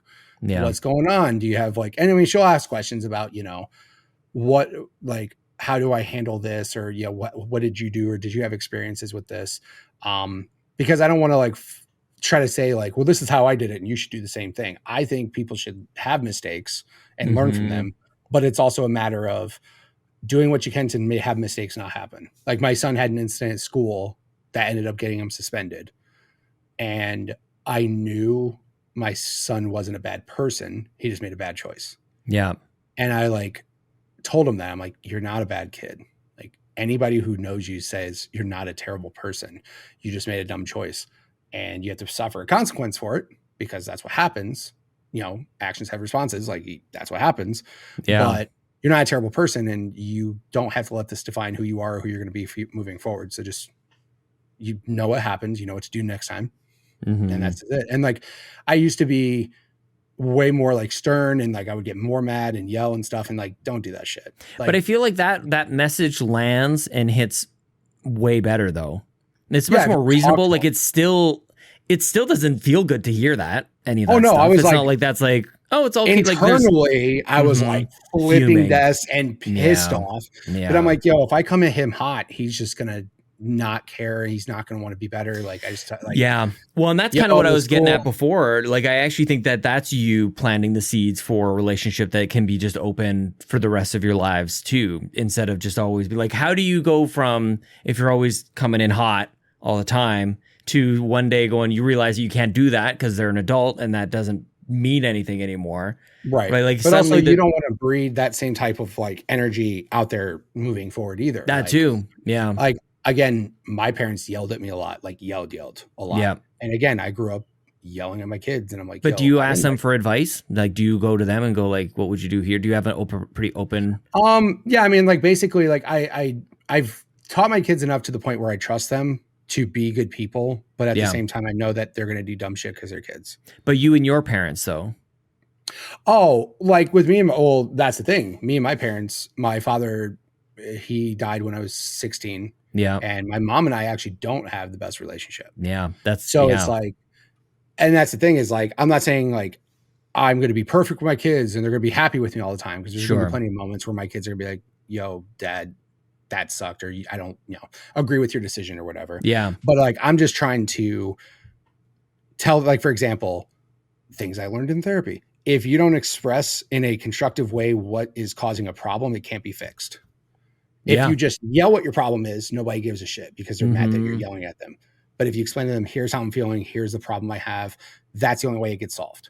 Yeah. And that's what I started doing with my kids. Wow, that resonates, man, for sure. Yeah. Like you can't, if somebody just comes at you yelling their problem, you're gonna be like, yo, fuck you. I don't want to hear you. Yeah, totally. You create an energy that's very easily matched, and like it's super tempting to like fall into as well. You know, everybody gets defensive and then exactly. So that's why I'm just like, I'm just trying to tell my kids now, like, it's okay to admit you're wrong. You're not perfect. You're going to make mistakes. I feel like parents never said that before, man. Parents never said parents saying I'm sorry. That's weird. No, but I mean, like, and I'll tell, like, there's times where I've like, even now, like, where my son will say some shit and just it's a bad timing or something. I freak out and I'm like, that wasn't cool. I shouldn't have done that. However, this is how I'm feeling. Blah blah blah. Like, it's just a matter of. And I'm also trying to tell my kids, like, it's okay to be wrong. It's also, it's the biggest thing is placing blame on other people. Like my son to this day still does that. Like he'll get in trouble for some shit and then he'll be like, but Kayla did this. And I'm like, yo, I don't give a shit what Kayla did. Like you did this. That takes a long time to finally settle in the blame thing. Yeah. But if you get to it early and be like, hey, it's okay to admit you're wrong. You need to admit you're wrong at times to get better, because if you just keep placing blame on other people, you aren't going to think you did anything wrong to where you're not going to get better. Yeah. You can't just think it's them for all, it's their fault. No, it's, yo, you screwed up. You got to do this. Even like, and unfortunately, this is like certain things I'm trying to teach my youngest daughter. Cause again, it almost seems like it just gets easier and easier as I'm getting older. Cause my daughter, who's 6 now, she's the one who's getting like the nicest version of me. And that's kind of shitty. It's that's always the case. It's always the case. It's like, I'm sorry that I was more of an asshole to Alex and Kayla when they were younger. And now I'm being like super nice to you. That's the part that sucks. But like, even my 6-year-old will try to lie about shit. Yeah. And again, cause she's a kid and she thinks, and like the one thing she's more worried about now is upsetting people. She doesn't want to upset anybody. She'll be like, Dad, she'll be like, something broke. And I'm like, Addie, did you break this? She'll be like, no. And I know she did. I'm like, it's cool if you just say you broke it. Like, I'm way more mad if you lie to me. Just tell me you broke it. No, I didn't break it. And then I have to resort. I have cameras in the house, Addie. And then I'm like, do you want me to play back the camera? How many cameras do you have? How many do you have? Like almost every room? No, I mean, I don't have them in the bedrooms, but like we have, like when we go on vacation, my wife freaked out the first time we like left our home that we bought. Yeah. She was like freaked out. She was like, this isn't a rental. If this house burns to the ground or something breaks in, this is our responsibility. So like, and again, I'm not upset by having cameras in the house. We have like the Ring camera. We have a backyard. I mean, we have a bunch of different cameras. But at the same time, it's not like I use them as a fear tactic for my children, but I just kind of remind them like, yo, don't do anything fucking stupid. Like, basically, like for example, my wife, she has medical marijuana, which is completely legal. Also, it's entirely legal in Arizona at this point. And legal here, man. And we don't hide it from our kids. Yeah. Because we're like, you know, we know you're not stupid. But again, this is an adult thing. When you become 21, you can do whatever you want. And my wife's done it for actual medical reasons, not just get high. But like, my wife will leave it, like, she doesn't hide it and lock it up. And you know, we trust our kids not to do anything. Yeah. And but at the same time, they also know, like, we trust them. But at the same time, like, yo, don't fuck up because there's cameras here. Like, we trust you, but at the same time, like, they've never. But we've also there's ways for you to verify. Yeah, I mean, but like, we've been completely upfront with them. Like, yeah, mom's doing this. If you want to do it when you're 21, knock yourself out. But again, this is an adult thing. It's not a bad thing. It's an adult thing. Addie swore, like, my 6-year-old rats out my son all the time. She was like, Alex said a bad word in his room. And I'm like, I didn't hear it. What do you want me to do? Go up there and sneak up. And she's like, he's saying a bad word. I'm like, it's not a bad word. It's an adult word, but he shouldn't be saying it. You're right. I'll talk to him later. But she's like, I hear him in my room because he's doing the same thing. He's playing games upstairs, getting pissed off or whatever. Am I a good role model for me saying, do as I say, not as I do. Yeah, exactly. I'm like, kid, I'm getting paid on the internet to do this. I can play it up a little bit. Yeah. It's fine. But it's not my job. It is a tough one, man. Especially the 17. At 17's got to be tricky. Oh, bro, I was cussing when I was way younger. I just didn't do it in front definitely. of my parents. I just didn't do it for my parents. The dumb thing is when you like do it, like I remember the first time I swore in front of my dad, I was like, what smells like shit in here? And he's like, excuse me. I'm like, oh wait, I'm not in front of my friends. Oh man. And I remember, my son we were watching TV the other day and all of a sudden he's like, what the fuck did she just say? And I'm like, and my wife didn't hear it, but I heard it and he kind of caught himself. He's like, and I looked at him, I'm like, and he's like, okay, I'm so sorry. Yeah, I'm like, dude, I know you do it. I'm not stupid. Just don't do it. Time and place, man. Time and place, man. Do it with your friends when I'm not around and I can't hear it. Yeah. But yeah. I trust that he's like I said, he's a good kid. And if he cusses, if that's the worst thing he does, okay. Yeah. I'm not upset by it. So no big deal. Well, I'm gonna have to jot some of these things down, man. There's lots of I don't know. The Xbox family stuff is great though. For real. Yeah. That's like dude, his Xbox is a damn paperweight until I approve it. It does nothing. Yeah, that's the way it should be. That's the way it should. I like it. Yeah. I mean, at one point I was kind of they used to take the controller. My mom would just come in and take the NES controller and go, turn it off at like a super inopportune time. Yeah. I guess you ain't playing shit right now. I just took your controller. Or they take the power cord. I remember that's exactly what happened. I've been in the room. Came home from school. He's like, why is my NES not turning on? His mom took the power cord. She's like, you flunked the test. You ain't getting shit. Well, I still remember a time like going back far enough where my friend didn't understand that he didn't even understand he was being punished. He was just like told that his Nintendo didn't work anymore.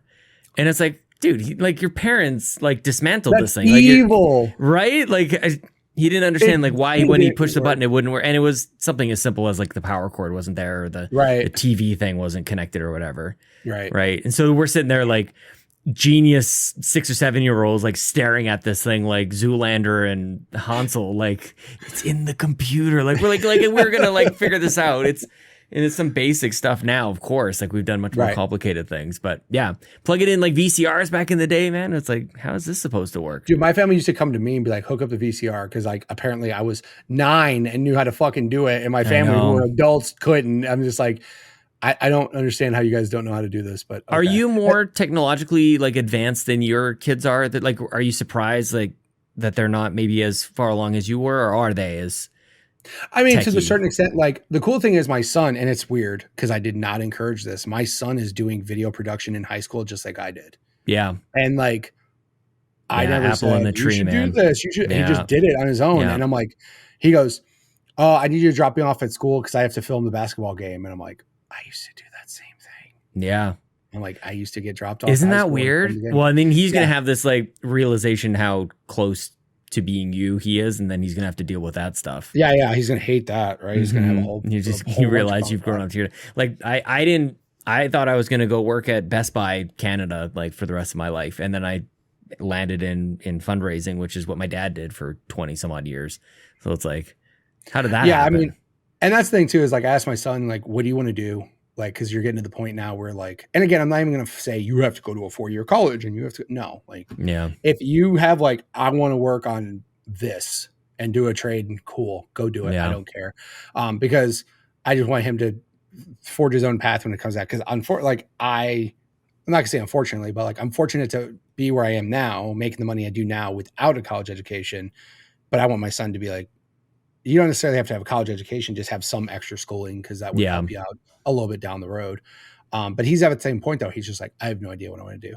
I'm like, well, as long as you go do something, it's cool. Mm-hmm. I'm not going to force you. I'm not going to be one of those moms. It's like, you better have 12 applications under these schools by junior year because dude, I didn't know what I wanted. I took 6 months out and it only took me 6 months. I know a lot of people get freaked out by like taking any time off after high school. And they're like, well, I guess you'll just never end up going back and whatever else. But for me, it took me 6 months to realize like what I didn't want to do. You know, I can still remember like the moment it happened. But it was very helpful for me to not get pushed into college right out of the gate. And I think my parents just like saw like I was a smart enough kid, you know, and still just trying to like figure out the world and all that kind of stuff. And it was huge. I'm so grateful that some kids really were just like, you have to like pick something. I don't care what it is. And it's like, what do you mean you don't care what it is? This is like thousands of dollars a year. Yeah. In books. Yeah. And that's what I was just telling, like, and I told my kid, like, yo, don't stress out about trying to leave. Like, what I want you, I always joke, I'm like, the day you're 18, you're out of my house.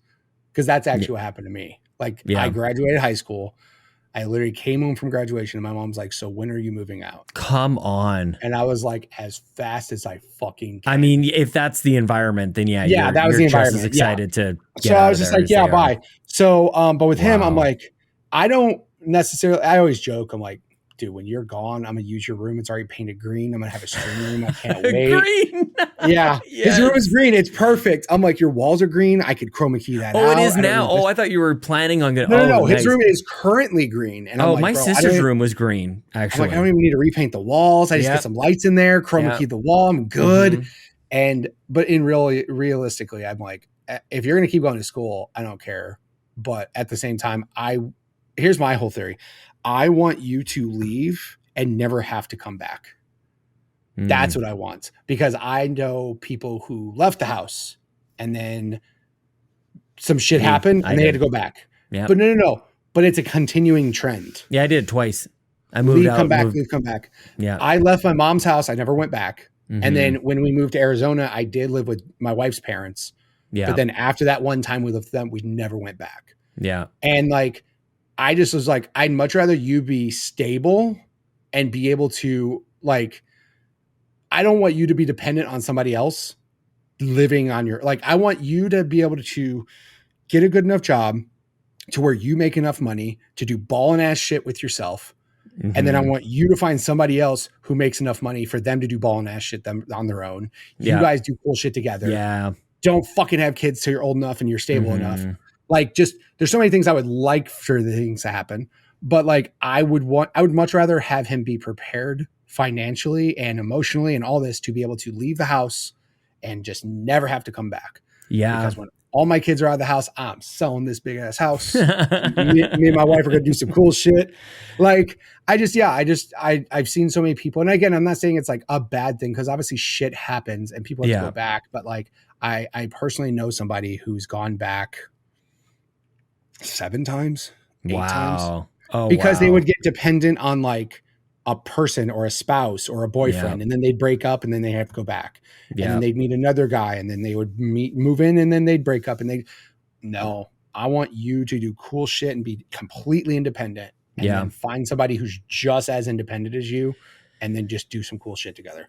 I think it's good guidance, and it's a fine line to walk in terms of like, you want to paint a picture for like at least somewhat ideal, or even the most ideal, like, because you get less and less of that as you get further and further away from school, where people are telling you like, this assignment is due by this date, and this is the box that you need to fill in, and these are the specific instructions. Like, as life goes on, you get less and less, and you're just kind of like left to figure it out on your own, and without any sort of like goal or ideal or guiding light or whatever. You're right, anything could happen. You know? And so I think it is, but it is a fine line to go like, this would be great. Like, this is kind of like a path that it can work, but I don't think want to be too overbearing about it either. Right. Like, this is the specific path, because that's not how plans work. Well, like, example, I can tell you from personal experience, it's way easier to have kids when you're financially stable than it is when you're not. Yeah. Because when you're not financially stable, that shit's not fun. Yeah. So it's like, I'm not saying like, for example, like, don't have kids when you're young. I can just tell you that when you're older and more mature and you know this person's going to be the person you want to have kids with, and you're not just like shacking up real fast and getting married within a year, and like, just like, slow down. You're cool. Yeah. Just go have fun. Like, example, I didn't have that partying college phase, like, of like being single. Me and my wife literally have been together since I was 17. Yeah. So like, we moved in together.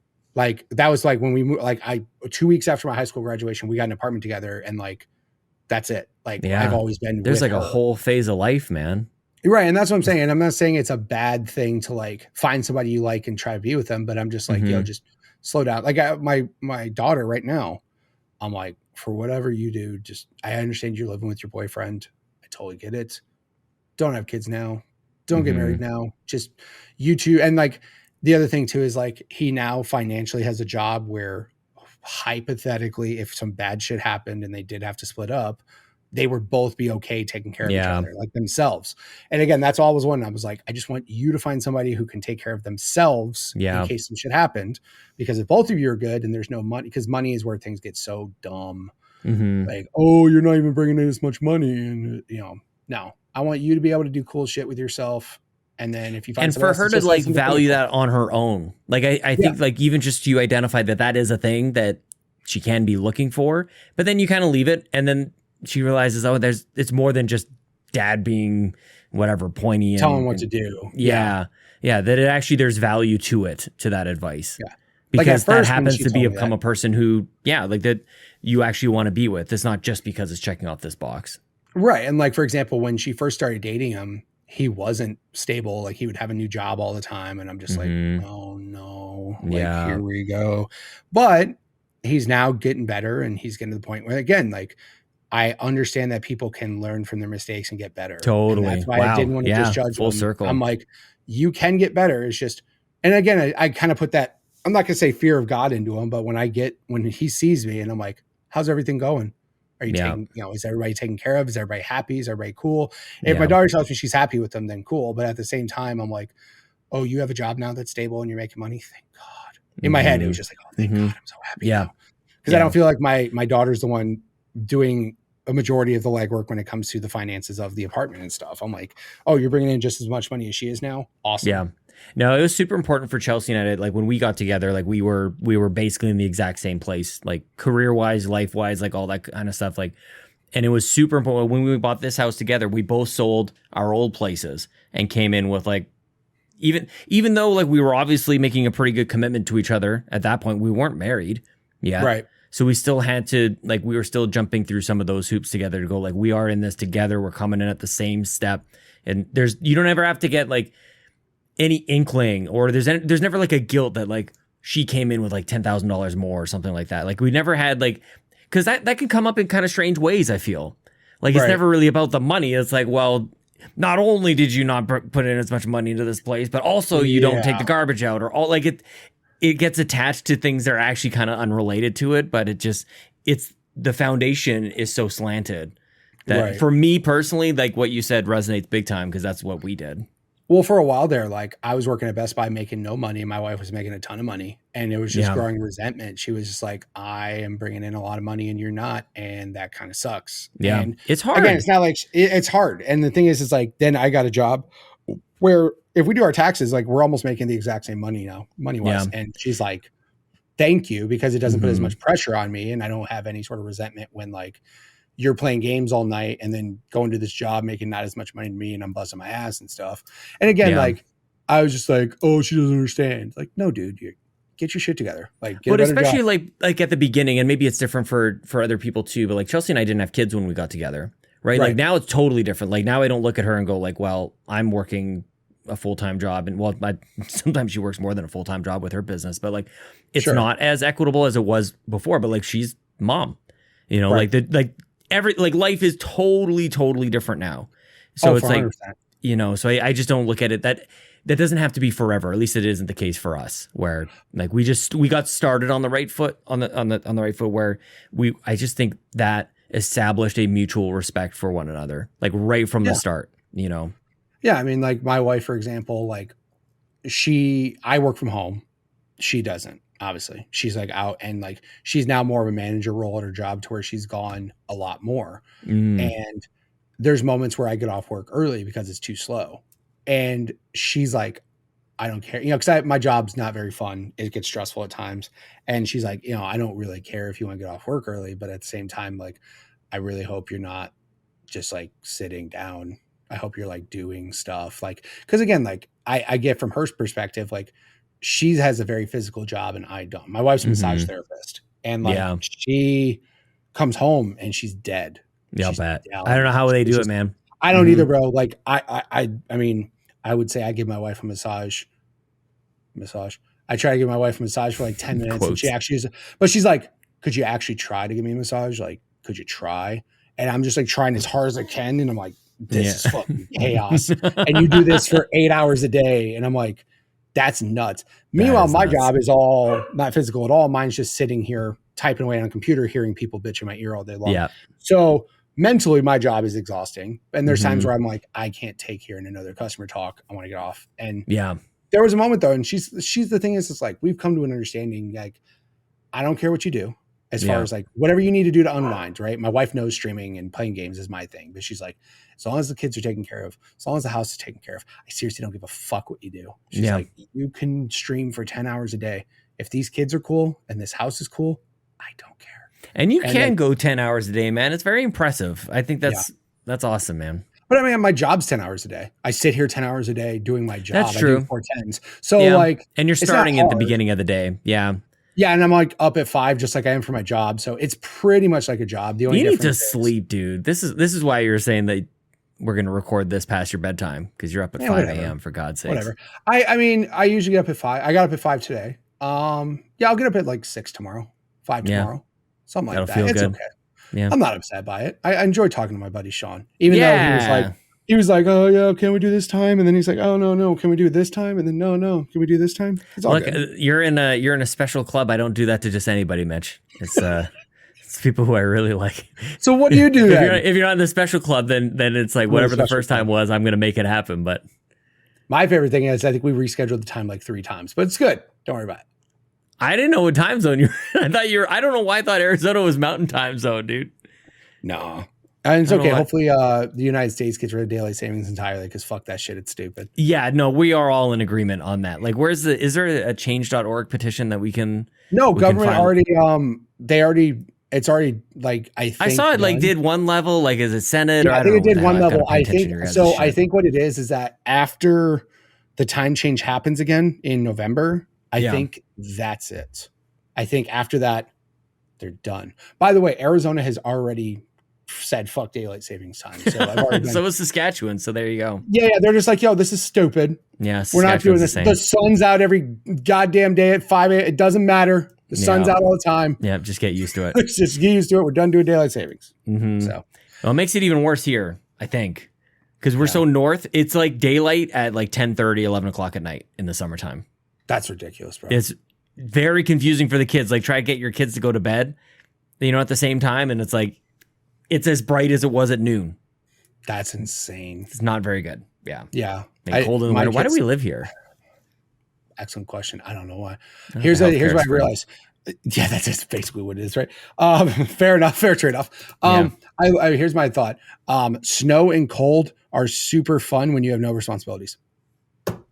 When you become an adult and you have responsibilities, snow sucks. Yeah, it just gets in the way. Yeah. It's annoying. It's a burden.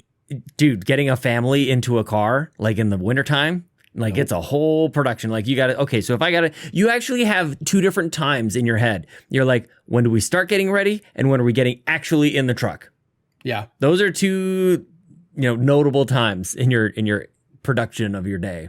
I will say though, like when it comes to, it's weird.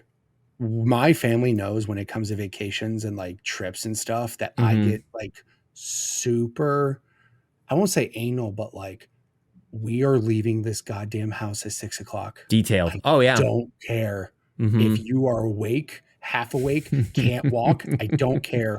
You need to be in that car doing fucking something, because we're leaving at 6. And like when we went to Minnesota and we were on vacation and we were gonna go to this water park that was like 2.5 hours away or something, 2 hours away. And I was like, Power family, we're gonna be up at 7 a.m. I don't care how you figure it out, but figure it out. We're in a car at 7 a.m. We were staying with my brother and sister-in-law, and like my family had their shit in their hands, in swimsuits, bags packed, ready to go. And we're staring at my in-laws family, who my brother and sister-in-law, and their kids are like dragging ass, not up. One's running around, and I'm just like, when we go to Disneyland, I told my kids, I'm like, 6. Yeah. You're getting up at 6. You're not. And again, like, we're going to do everything. And I don't give a shit. I don't care. We're all, and my kids know that what's up. It's such everything. It's such, I'm trying to like wrap my head around like this total dictator. Like, you will get up at 6 so that we can have the greatest day ever. Yeah. Like but again, like, I know getting up early, get your shit done, and like, you can have fun. If you're awake longer, you can get all this stuff done. Now it's good discipline, man. The worst time I ever had at an amusement park was the last time me and my family went. It was Six Flags over Texas. It is a roller coasters, all this shit. So my wife has issues with her like discs and stuff in back. So standing in lines doesn't do her well. Yeah. So I bought fast passes for everyone. Yeah. I'm like, none of us are waiting for anything. Yeah. I'm going to hit a button, 5 minutes. I'm going to walk past all these people who are going to give me the dirtiest look. And I'm going to get on this fucking ride before them because I'm not standing in a line today. Right. And I don't care. I'll look at them smiling on the way to the line. I don't care. Right. Just laughing at them. Ear to ear. God, must be good to have this fast pass. As if you're the only one on the planet who's ever had a fast exactly. Like pass I'm a before. VIP in the goddamn place. Exactly. Right. So then like I had fast passes for everybody, which by the way, I don't know if you bought them or not. They're not cheap. Like No. $70 a person. I've never right? been to Six Flags, but Universal, like they're stupid. Yeah. By the way, we got them for everything. Oh Universal, my gosh. Disney. And aren't they like So- they double the price? Yeah, basically. It's like the ticket over again. Oh my gosh. So we went to Six Flags, had fast passes for everybody. My kids didn't want to ride anything. Oh, I was like, murder. look at that awesome roller coaster right there. And they're like, I don't want to ride it. I'm like, do you fucking realize that This person's is- been waiting in line for 2 hours to ride this Mhm. bitch and you can go up in 5 minutes and ride it right now? You understand that, right? And they didn't want to ride anything, like anything. Mm. And I looked each of my kids in the eyes and I went, I just spent $7,000 on this Disney trip. You will ride everything. Wow. I don't give a Did it work? shit. Oh yeah. I was like, they go, can we build a lightsaber? I'm like, I don't know about all that. Because the only person that gets to build one is the person paying for it. God damn it. I'll figure out if you guys can build one or not. But I'm like, we're riding everything. I don't want to hear no. Because no's not happening. I literally have fast passes at Universal, fast passes every ride. Yeah. And Disney, all 3 days, fast passes every day. I'm like, we're not waiting in line. We're riding everything. And if you say no, I might just leave you there. I cannot wait to hear how this trip goes for you, man. Yeah. I'm no joke. I was want a debating before live and streaming after. the intro. I just want to walk into Disney or like Star Wars Land, Galaxy's Edge, Yeah. and just cry. Yeah. I just want to like, this is the I think Mark happiest day of my Carabin did that. life. I probably will. I was looking at like all these things. I have a buddy who goes to Disneyland all the time. He's like, build your lightsaber at night. I'm like, what? He goes, build your lightsaber at night. I'm like, why? Yeah, 'cause He you goes, can see it. one, you won't be able to carry it around for most of your rides. You're not going to trust it. You're going to have to go back to your hotel room. And two, the moment you walk out, you can turn that bitch on in the dark and it looks awesome. Yeah. I'm like, yeah. I'm like, you are so correct. Disney So, at yeah. night, just in general, I think is just better. Like all Right. the kids are going, like there's a certain time, I can't remember exactly what it is, but there's a point in time where like dinner happens and like families are gone. So Right. I don't know how that's going to drive. Like you're going to be on that daytime schedule though, dude. Yeah. You're up at 6 a.m., 5 a.m. My boss told me this perfect strategy. Wake up hella early. Get all the shit done you want to get done. Around 12 o'clock, go to your hotel room and take a nap. Oh, yeah. Yeah, She goes, you're going to be tired from walking all over the place. Yeah. 12 to 2 to 3 o'clock is going to be the busiest time of the park because everybody's Busy there. and hot. Although you're probably You- used to heat. It's probably not going to be hot for you. They're like, she goes, go back to your hotel room, take a power nap, 2 or 3 hours, get your energy back because you're going to be able to stay there till fucking midnight because you're Yeah, at the good hotel at the idea. park. That is a good plan. And then she's also like at like 9 o'clock, tell your kids to go to the hotel room and you and your wife go to this bar in Disney. She was like super stoked telling me about it. She's like, yeah, she's like, You are all set, man. You've stoked. thought about this for at least a couple minutes. I've been planning for 5 months. I've been asking everybody who knows, goes to Disneyland, what do I do? Because I've never been there before. And they're like, do this. And is this just all in your head? Like, is this how your brain works? You just got it all up here? Or do you have a planner of some sort? Yeah. Like, do you have Yeah, I have. Well, the Disneyland app can plan everything for you if you want it to. Oh, Like, okay. with that service, you can literally go, I want this, and ride. And then it goes, cool. Be at this ride at this time, this ride at this time, this ride at this time. It'll tell you everything. And I'm like, yes. Yeah, no, I want just think in general, like your brain works about 1,000 times faster than mine does. Like you're a communicator. Like you've always like Yeah. from the moment I met you, like it was just like, this guy is quick, man. Yeah, I try to be funny and try to be quick and try to do dumb things on stream fast. No, it's good, man. I I try. like it. Well, I want to have you back after your trip. I want to. I might And not also, come back. we haven't figured things out yet for like predictions, but I always like talking E3 predictions. Although E3 is like not really a thing, but Xbox is doing a thing, so I want to Good do for a them, little by the something, way. something. Good for them to Yeah. be like, who gives a shit if you Yeah, same day. watch this? June They 12th, don't- like Here's mhm. here's the problem, Sean. June 12th is my daughter's birthday. That's Addison's It birthday. is a problem. So, so when you're like, yo, come to Vancouver, I'm know. like, hey, yo, about that though, birthday parties. Just saying. Dude, Yeah. last year, her Yeah, you birthday can't party, miss it.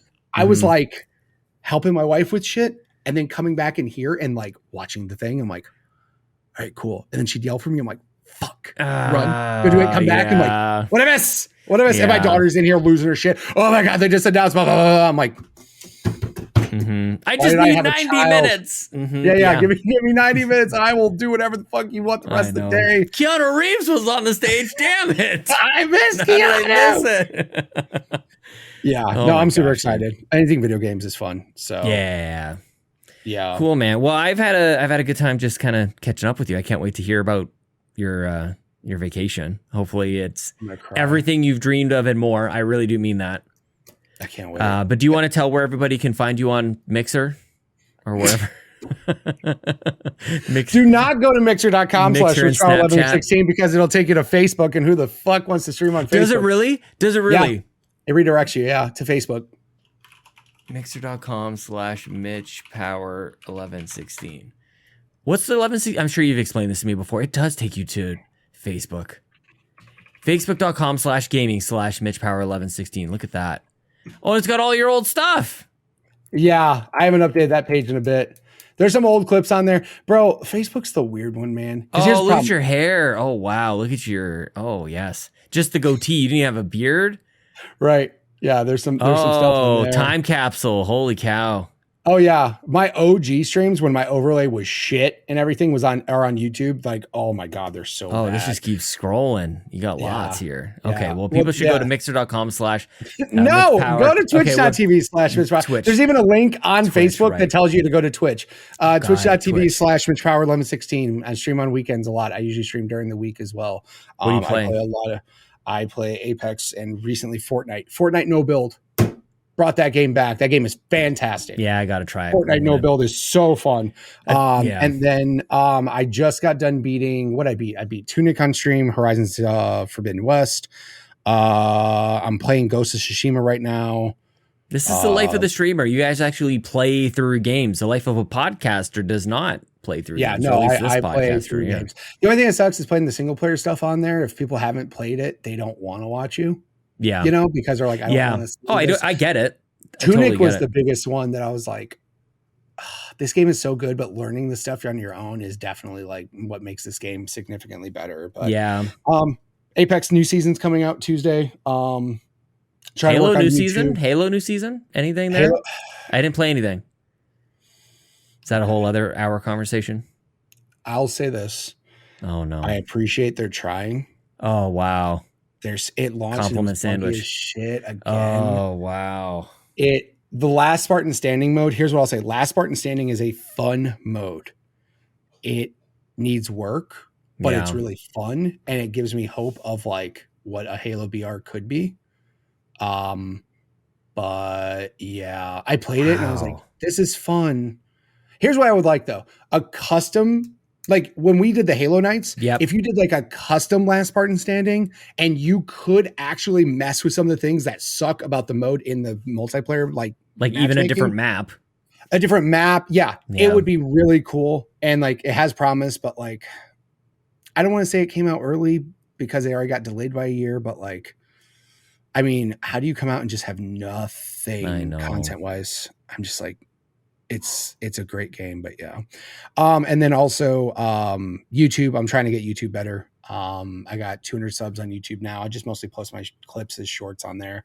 I'm trying to do long form content. I did a reaction to the Apex Season 13 trailer. Apex season starts Tuesday. I'll be playing the hell out of that. Nice. I'm almost done with the Fortnite Battle Pass. I just crushing through stuff, man. You're getting through battle passes. You're making clips on the YouTube. Look at you. Proud of you. I try, man. That's literally awesome. Doing as much as I can. So youtube.com/MitchPower1116, twitch.tv/MitchPower1116, onlyfans.com. No, I'm just playing. Nice. Yeah, I get it, dude. Mm-hmm. Get those feet pics up there. Feet pics. Did you say feet pics at the same time as me? I did. Okay, that's the end of the show. I do have a clip on my YouTube where I said, because Amaranth was selling farts in a jar. I said, if somebody wants to send me $10, I'll send them a fart in a jar. And then 10 minutes later, somebody donated me $10. I was like, well, shit. Yeah, now you have to spend $10 on shipping your fart in a jar. Yeah, exactly. I need an address. All right, man. Well, thanks for hanging out with me tonight. This is super fun. And yes, thank you for adjusting the time twice. I love you, Sean. 14 times. Love you too, Mitch.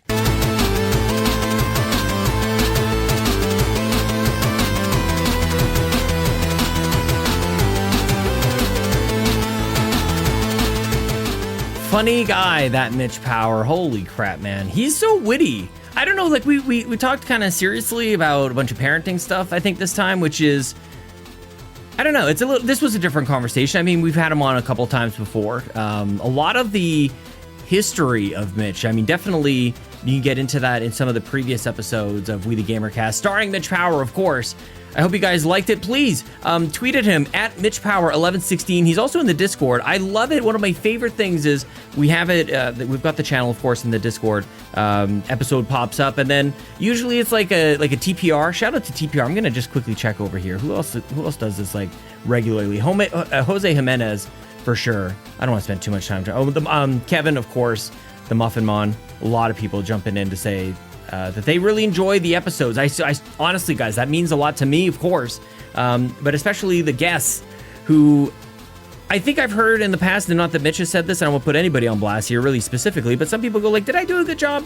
You know, which is, I think, first of all, personally, I think that's a weird thing to think, because it's just like, no, we're not doing jobs. We're just having a chat. So, but in any case, it feels good to have people listen and then to let them know that you enjoyed it. So thank you guys so much. Thank you guys so much for being here. And if you've been watching the video on YouTube, youtube.com/carpoolgaming, don't forget to leave a comment, hit that like button. I'm sure you've subscribed by now, but please, guys, let's get to 2,000. Let's get to 10,000. We're going to keep going with this, man.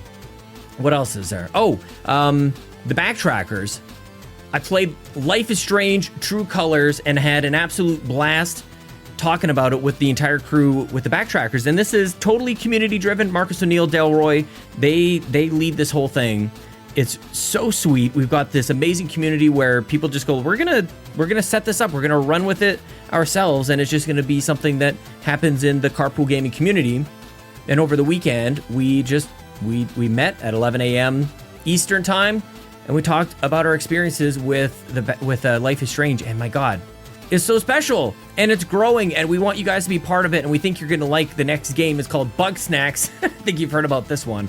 So join us. Play the game. If you've already played it, join us on May 21st, 11 a.m. Eastern Time. We're going to close with a clip of Bobby Pauls, the Nintendo guru, my late great friend.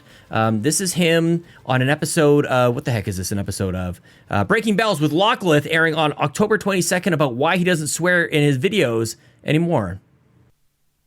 Yeah, I think for me personally, I mean, I'm not really into horror or things like that, but for me personally, when I think back, so when I first started content creating, I was trying to be a little bit more edgy, a little bit more like some of the people I was watching when I came, that I looked up to, right? And what happened was I was using profanity in all my videos early on, and one day my aunt came to me and she was like, "Hey, just want to let you know, your cousin John watches your videos.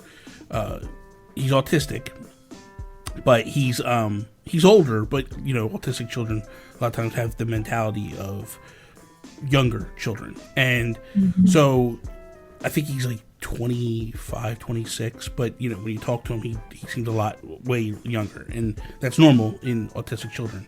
And you know, she said to me, she said he had made not that she was trying to chastise me or correct me, but she said he made a comment to her that, like, she said, "I thought this was so funny, I want to tell you." And she said, "Man, Bobby curses a lot in his videos. He gets he gets that from Uncle Robert, which is my dad." And so she was laughing because he was poking fun at my dad. He didn't think that I cursed like that I had picked it up from my dad, and my dad was the bad, because he always takes shots at my dad for some reason for cursing. And but immediately it hit me, because she said to me, she said, "Look, I'm not trying to tell you how to do your content at all." Because I was like, I think I should probably change that. She's like, "Look, I'm not trying to tell you how to do your content." She said, "But you should possibly keep that in mind, that when you're doing childlike content or things that might draw little kids in, you have to be, condescendent of what you're doing, And I think that kind of goes to this. Like, if you're doing stuff like this and you want it to be geared towards adults, then number one, we talked about it before, is you have to put warning signs up immediately. Yeah. Because here's the thing, you can put the warning signs up, set your dream address, and then take all the warning signs down. That's fine. But I think you should put warning signs up that really tell people, like, hey man, if you're a kid, you might not want to be here. Now, that's not going to really drive a kid to leave. But if a mother is watching with the kid, the mother might be like, hey, let's pump the brakes here. That's number one. And then number two is just like, maybe don't give the dream address to everybody. If you don't want to put the warnings up, don't just splatter it on Twitter and be like, hey, come look at my island. Because I think what happens is people think like, hey, it's my island, I can do what I want to do. You're right. You're absolutely right. You can do what you want to do. But the thing is like, if you get your island reported, I don't think you have anybody to blame but yourself if you don't take the proper precautions to protect not only yourself, but any little young eyes that might come onto that, might stumble upon that dream address. And you have to be a little... So I do kind of commend what you're doing, and I think it was a very similar situation where it kind of like, you were backed into it. It wasn't something that you were like, hey, this is, something happens and it starts to plant a seed, and that seed grows into what it turns into. And I think that's honestly something that I think a lot of us need to think about before we go crazy. Yeah, and for me, it was I didn't even think about the reporting, feature of